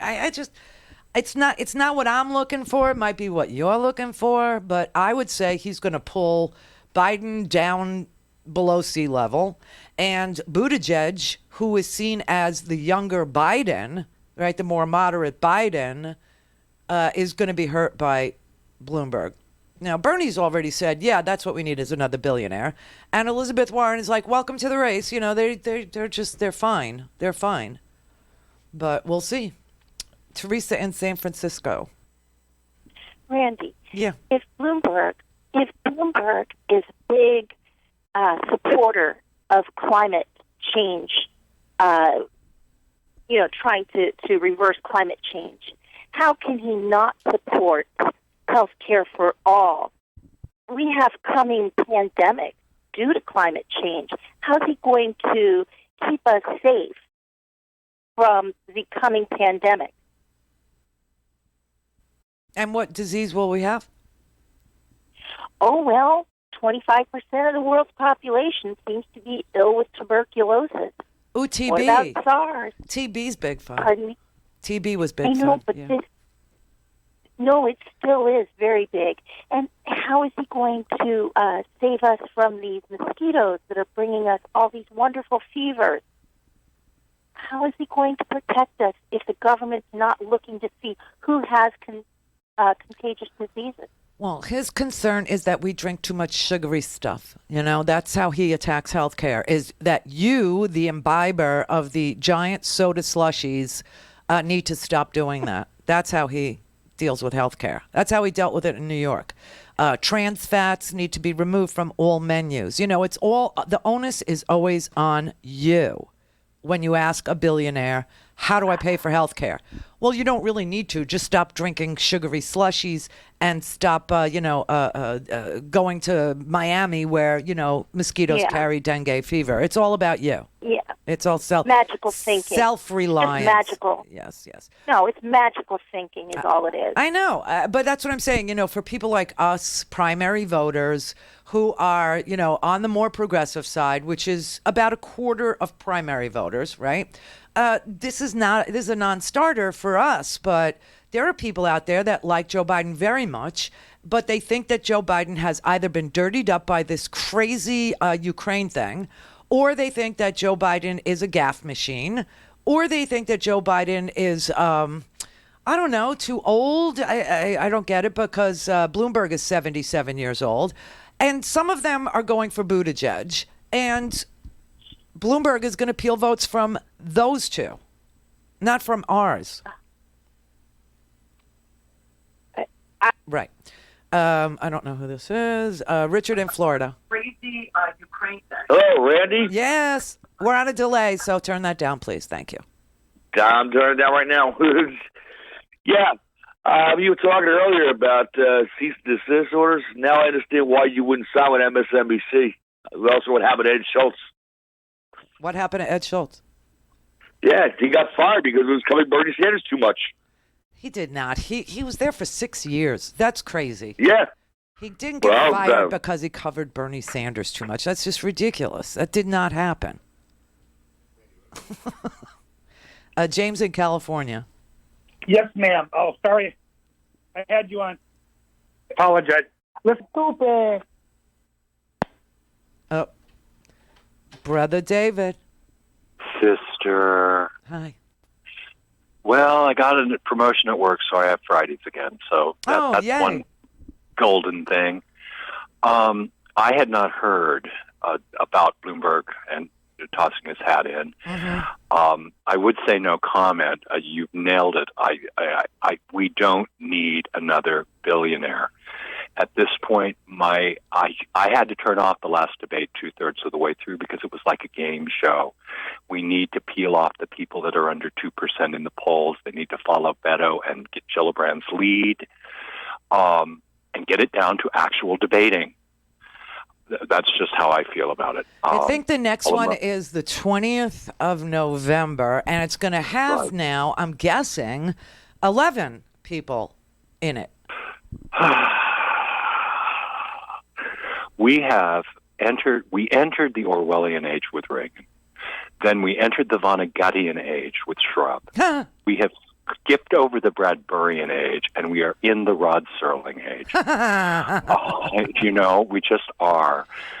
I am living for Wednesday. Yeah. I just am, because you're dead on, sister. But Wednesday is the day I get my blowout, and I will not be able to go to Angie. I'm going to have filthy, dirty hair on Friday because of the President of the United States. And, well, let's put that on the articles as well. Please. Randy Rhodes was given dirty, filthy hair by you. Could we all please write to Adam Schiff on Twitter or whatever? Thank you. Exactly. And tell him that another article of impeachment, which must be included by the Judiciary Committee, is the fact that Randi Rhodes has dirty hair every Friday because of this crazy, crazy president. And here's the thing. I've always called it the scary paresis-ridden clown in the White House because my late mother, the Olive, was a nurse, and I saw her deal with not one but 3 people with tertiary syphilitic syndrome. And other than the drooling, he has exhibited every sign. But I've stopped saying that simply because that is somehow giving him a pass, and there are no passes to be given. No. I am very heartened by what happened in Kentucky. I will say, not guilty by reason of syphilitic advanced syndrome is not anything the law recognizes. That's right. Yeah. So syphilis is no excuse. No excuse. Right. Any more than ignorance of the law is. Listen, he's a fraud, is what it is, and totally. But people think he's strong. He's a coward, and he's very weak, and this is why he blames everybody that tries to help him in the end. But they'd rather see strong and wrong. Clear for Force. Air Force. RandyRhodes.com.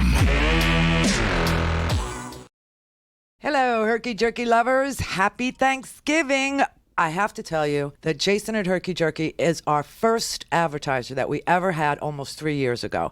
And now this Thanksgiving season, Jason is a big, big believer in what we do and what we fight for here on this show. And he understands that without our listeners and our subscribers, that the Randi Rhodes Show wouldn't exist.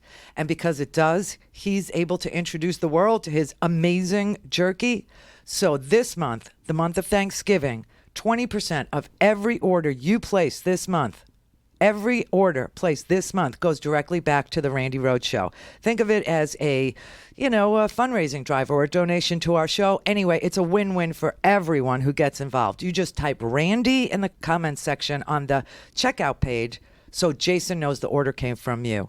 Call him directly if you like, 215-479-6280, or visit him at herkyjerky.com, herkyjerky.com.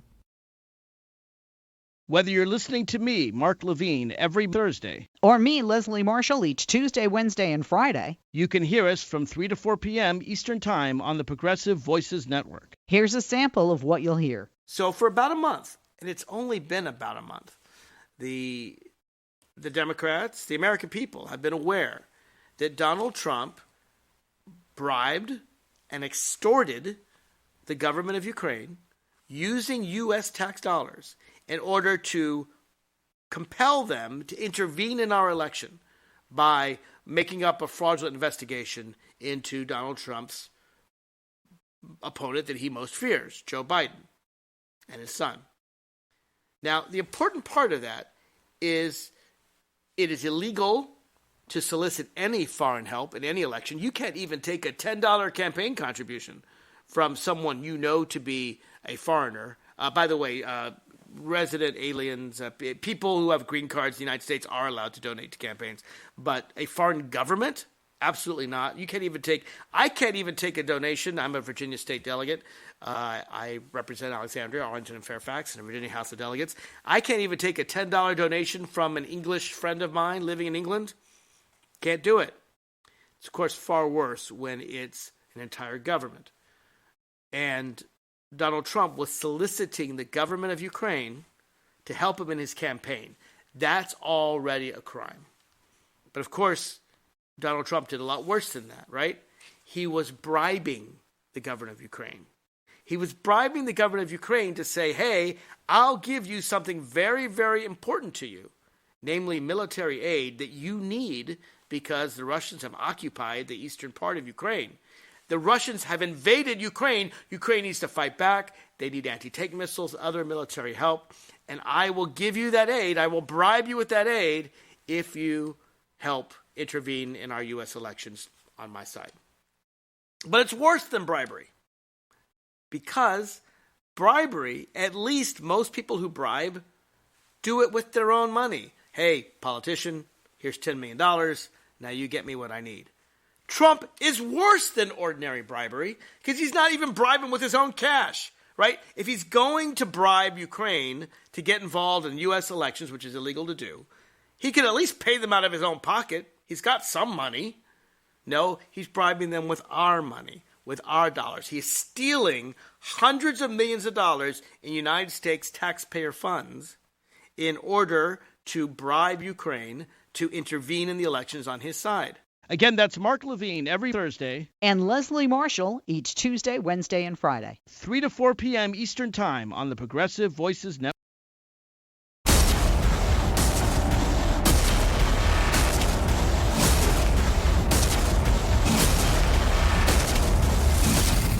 Fatality. Call in, connect. To speak to Randy, call 561-270-3844. 561-270-3844. Jeff Sessions here. I approved this ad when I left President Trump's cabinet. Did I write a tell-all book? No. Did I go on CNN and attack the president? Nope. Have I said a crossword about our president? Not one time. And I'll tell you why. First, that would be dishonorable. I was there to serve his agenda, not mine.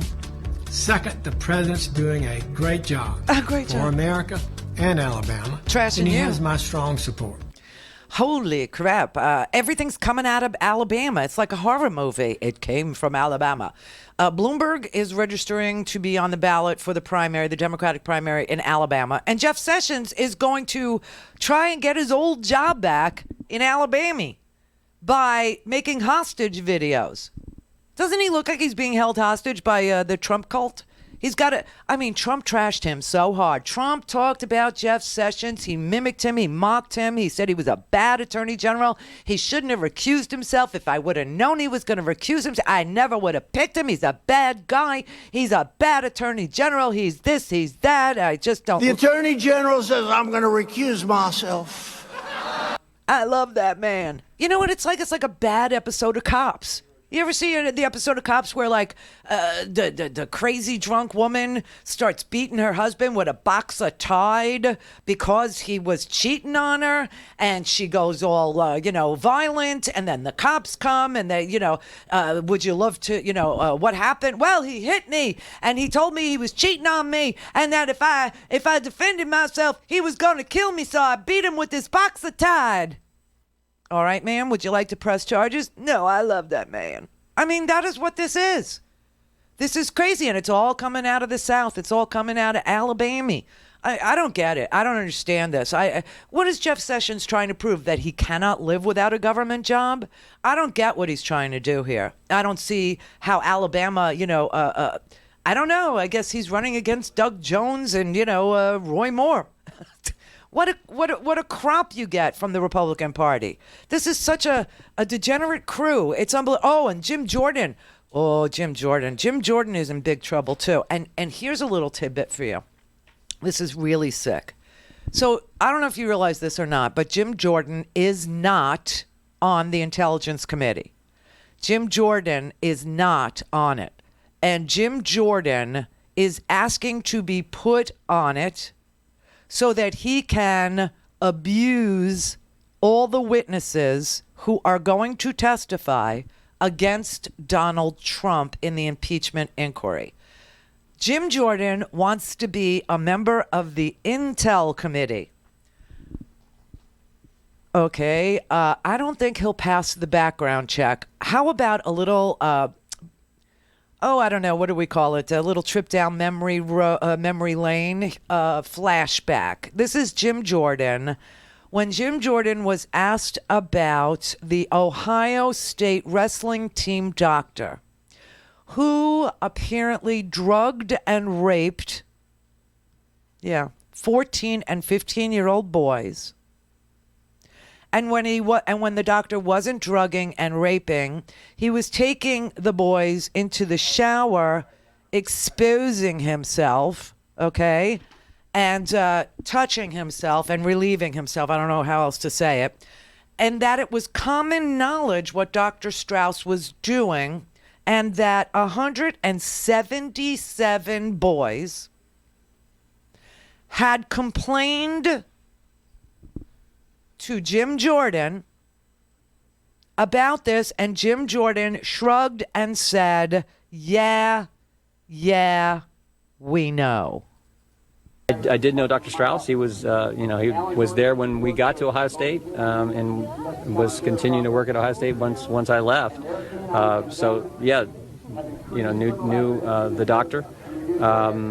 But there is no truth to the fact that I knew of any abuse. Or I've talked to other coaches; they didn't know of any abuse. That's just not accurate to say those things, that we knew of it and didn't report it. It's just not true. Is that uncharacteristic for Dr. Strauss? How do you characterize the accusations against Strauss against him?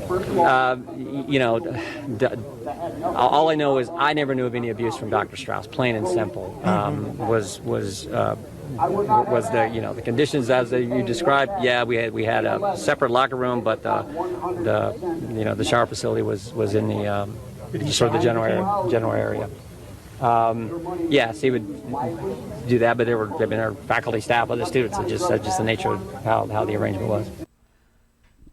It's just the nature of how the American... You know, Jim Jordan folds onto questioning. He likes to question, but he doesn't like to answer questions, you know. So I have to tell you that there are plenty of people that are part of this lawsuit. There are 43 survivors of Dr. Strauss who died. He died in 2005. The lawsuit against Jim Jordan and Ohio State was filed by 43 survivors, and it claims that the, quote, the university's ingrained culture of institutional indifference enabled Dr. Strauss to sexually abuse former students and athletes from a half a dozen other sports. Instances cited in this lawsuit say that Dr. Strauss drugged and raped athletes, and that he preyed on underage boys who participated in athletic events on campus. Some of these people are trying to remain anonymous, and they're filing their claims as John Does. So you have a John Doe who said in court papers that he was 14 to 15 years old. He was participating in OSU wrestling camp led by Mr. Hellickson when he went to see Dr. Strauss for an ingrown toenail. Dr. Strauss had him drop his pants, threatened him with a scalpel, and was sexually abused. And during this abuse, he fainted in fear. Mr. Hellickson said that he would take care of it. He hasn't returned a phone call.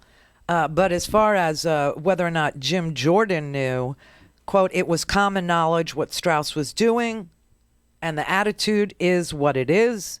I wish Jim Jordan and Russ Hellickson, too, would stand up and do the right thing and admit that they knew what Dr. Strauss was doing, because everybody knew what he was doing to the wrestlers.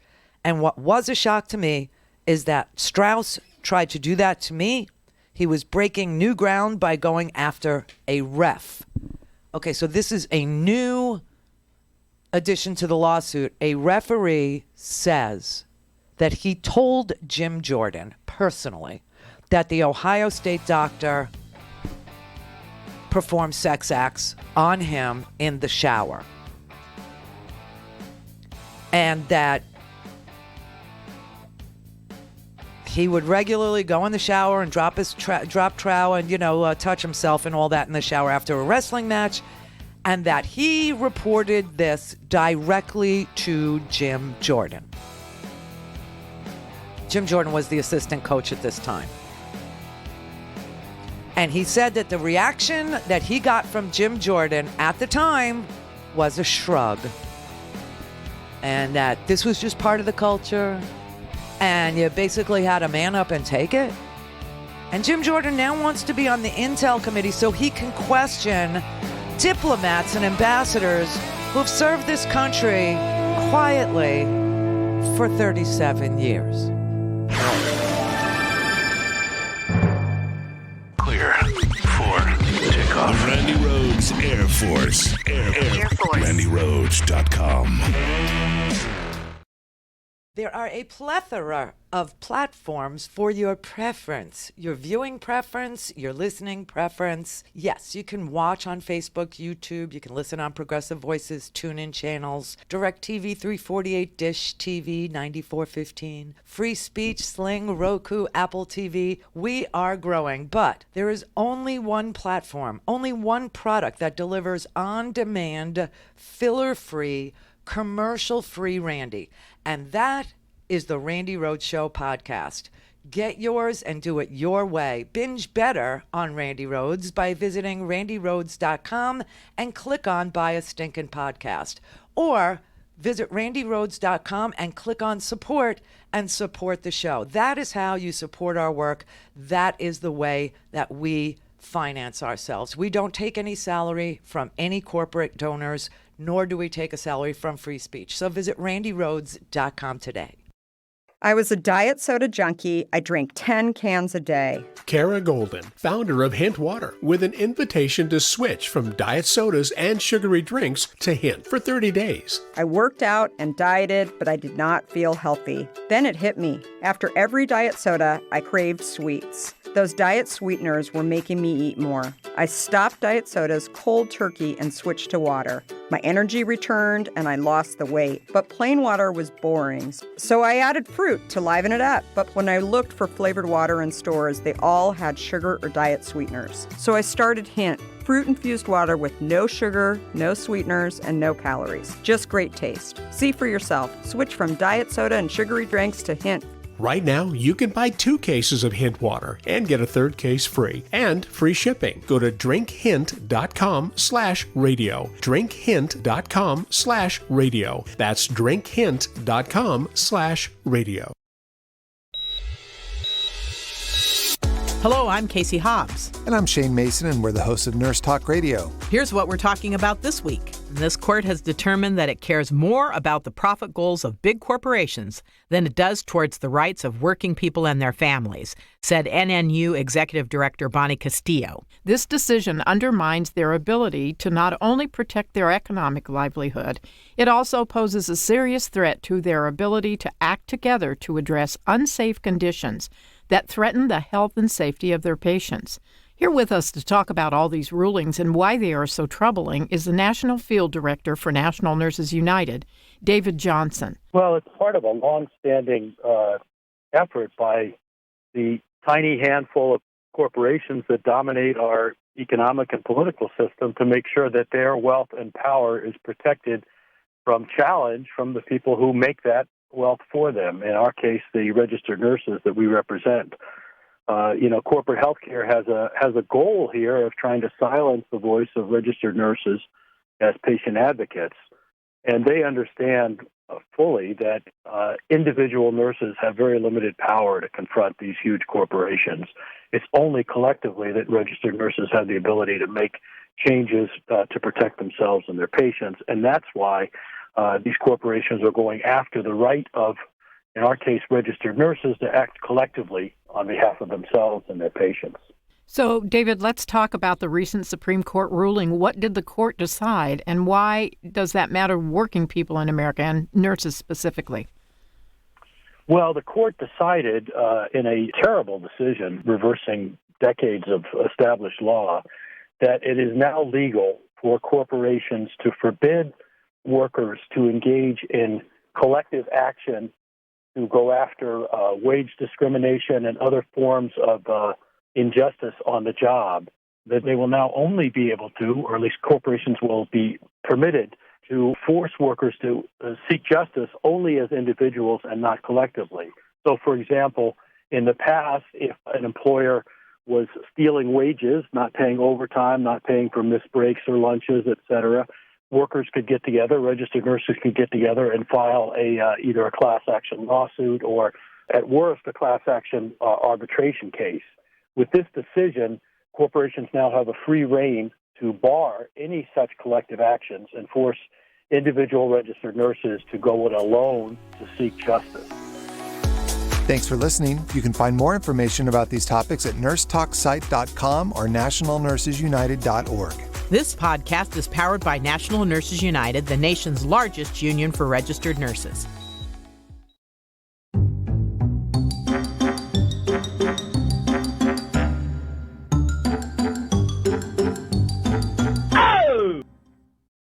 This is the Randi Rhodes Show. To speak with Randi, dial 561-270-3844. That's 561-270-3844.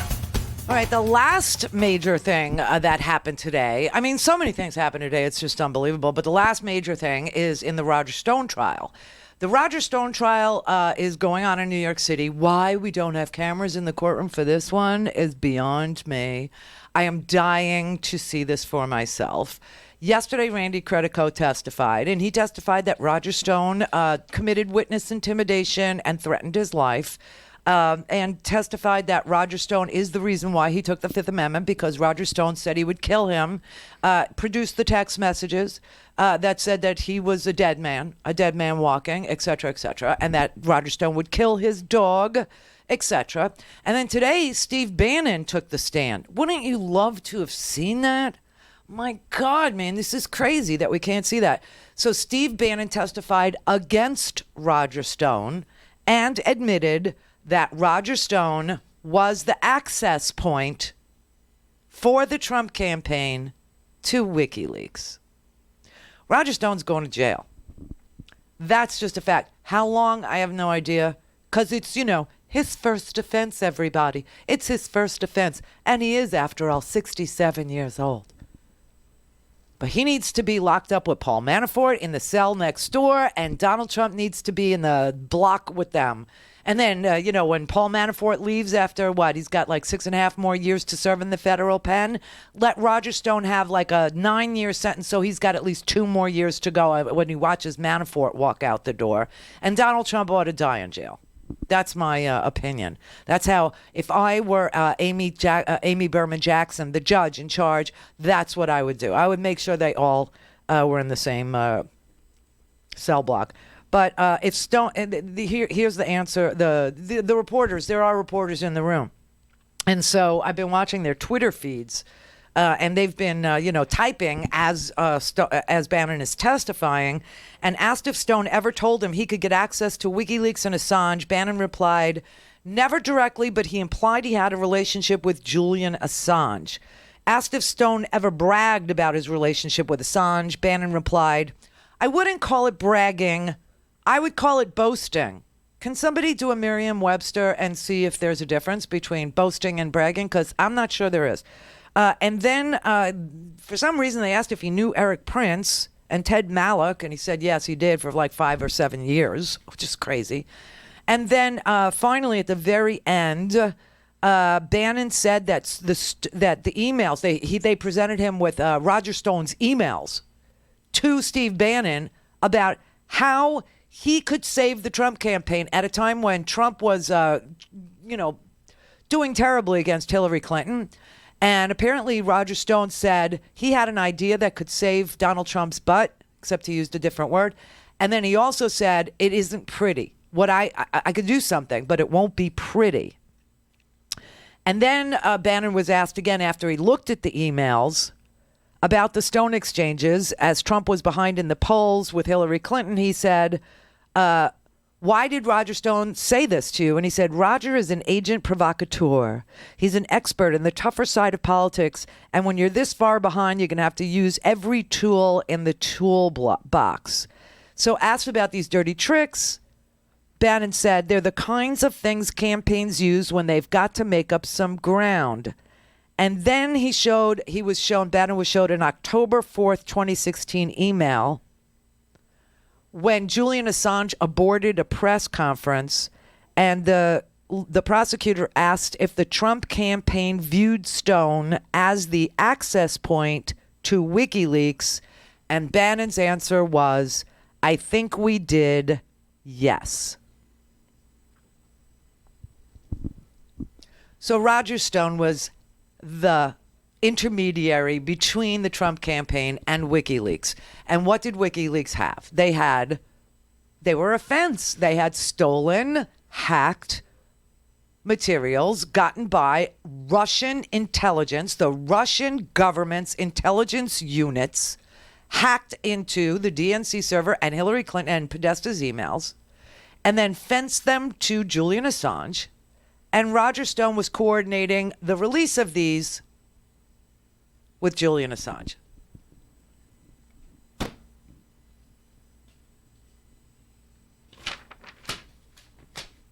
So what does this have to do with Ukraine? Nothing! Don't you see that this Ukraine thing is a red herring? It's a made-up story to take the focus off of the Russian hacking and the giving of the stolen goods to WikiLeaks, and then Roger Stone coordinating on behalf of the campaign with WikiLeaks to dump them at critical times, especially the Access Hollywood time.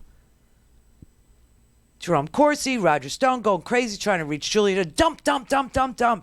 We got to save Trump. It's not going to be pretty, but we got to do dirty things. We got to do illegal things. We got to do heinous things. We got to bamboozle the American people to elect this fraud. So that's the other thing that happened today. And man, why aren't there cameras in this court? I guess because they don't want to turn their trial into a circus. But this testimony is stuff that I've been dying to hear. And I'll tell you another thing I want to hear. I want Rudy Giuliani to testify. I want Donald Trump to testify. You know, Donald Trump, I would love to talk to Mueller, but he never did. And then when he did answer questions in writing, Mueller testified that generally Donald Trump was not truthful in those answers that he wrote down. You know. So there's that. But I mean, honestly, I want to see this testimony from Rudy Giuliani. And if somebody on the Judiciary Committee and or the Intelligence Committee fails to ask Rudy Giuliani about what happened with Anthony Weiner's computer and the inside October surprise that he was touting on Fox News, what was it and how did he know that they had Anthony Weiner's computer and that they were sitting on it and that they would dump it on Comey? Oh, my God. And the two things, I just want you to know, the two things that hurt Hillary Clinton, and like I said, because this is the three things that hurt Hillary Clinton. One, she's Hillary Clinton. Yes, I said that. Two, the Comey reopening up of the email investigation because Rudy Giuliani and James Kallstrom at the FBI, in New York, were able to get the field office of the New York FBI to sit on Anthony Weiner's computer and dump it on Comey.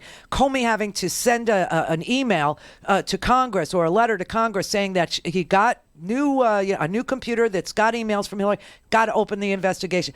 That was leaked by Devin Nunes, okay? People say, why did Comey give a press conference? He didn't. That's in your freaking imagination. It did not happen. Comey sent a letter advising the Intelligence Committee because he had said that if anything new came along after he closed it, he would let them know. And he did. And they leaked it. And that hurt Hillary Clinton. And the third thing that hurt Hillary Clinton were these freaking emails. This was a dirty campaign, dirty tricks, foreign adversaries using, a guy who is desperate for money and subject to flattery and would do anything and everything, including accepting stolen material from a foreign adversary, and get Roger Stone to coordinate it for him. I mean, this is sick. This is a twisted time. All right, Anthony in Colorado. Ron in Buffalo. Ron in Buffalo. Ron. Yeah. Ron. Okay.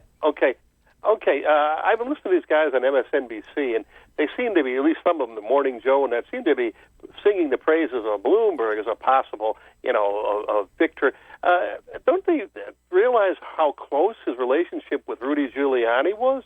As Giuliani was the mayor, and he seemed to be in sort of disrepute until 9/11, and he builds that up as a big deal with becoming America's mayor. Then he campaigns actively with Bloomberg. Bloomberg comes from 20 points behind and edges out Mark Green, who's also not my favorite candidate either, but nevertheless, he was my boss. He didn't do that. But the point is, Bloomberg has got a close association with Giuliani, and now it looks like one of the possible defenses for the Republicans for this impeachment business is that, well, Giuliani did it all. He was the bad guy, and they're going to say that Trump wasn't quite aware of this. And I just, how's that going to? Well, that doesn't fly. Just let's just pop that balloon, okay? And even in this phone call, this memo of the transcript, Donald Trump is heard telling Zelensky that his guy to talk to on anything is Rudy Giuliani. So he can't say... You're right about that. Right, so he can't say that it's all Rudy and I didn't know. Right. But, I mean, that seems to be one of the things, like, it looks like they might be willing to throw him under the bus. And my only point. My only point is that how's that going to look for Bloomberg if that happens and it's all over the media how Giuliani's is dirty? Listen, the only way that Bloomberg interferes in this election in any demonstrable way that would irritate me is if he runs as an independent in the end. Oh yeah. Right. Yeah. Other than that, if he's probably... listen, he wants to be in the Democratic primary. Welcome, Mayor Bloomberg to the Democratic primary. Go with God. Lots of luck. Mazel tov on your filing. Good for you. Have a great weekend. Clear for takeoff. Randi Rhodes Air Force. Air Force. RandiRhodes.com.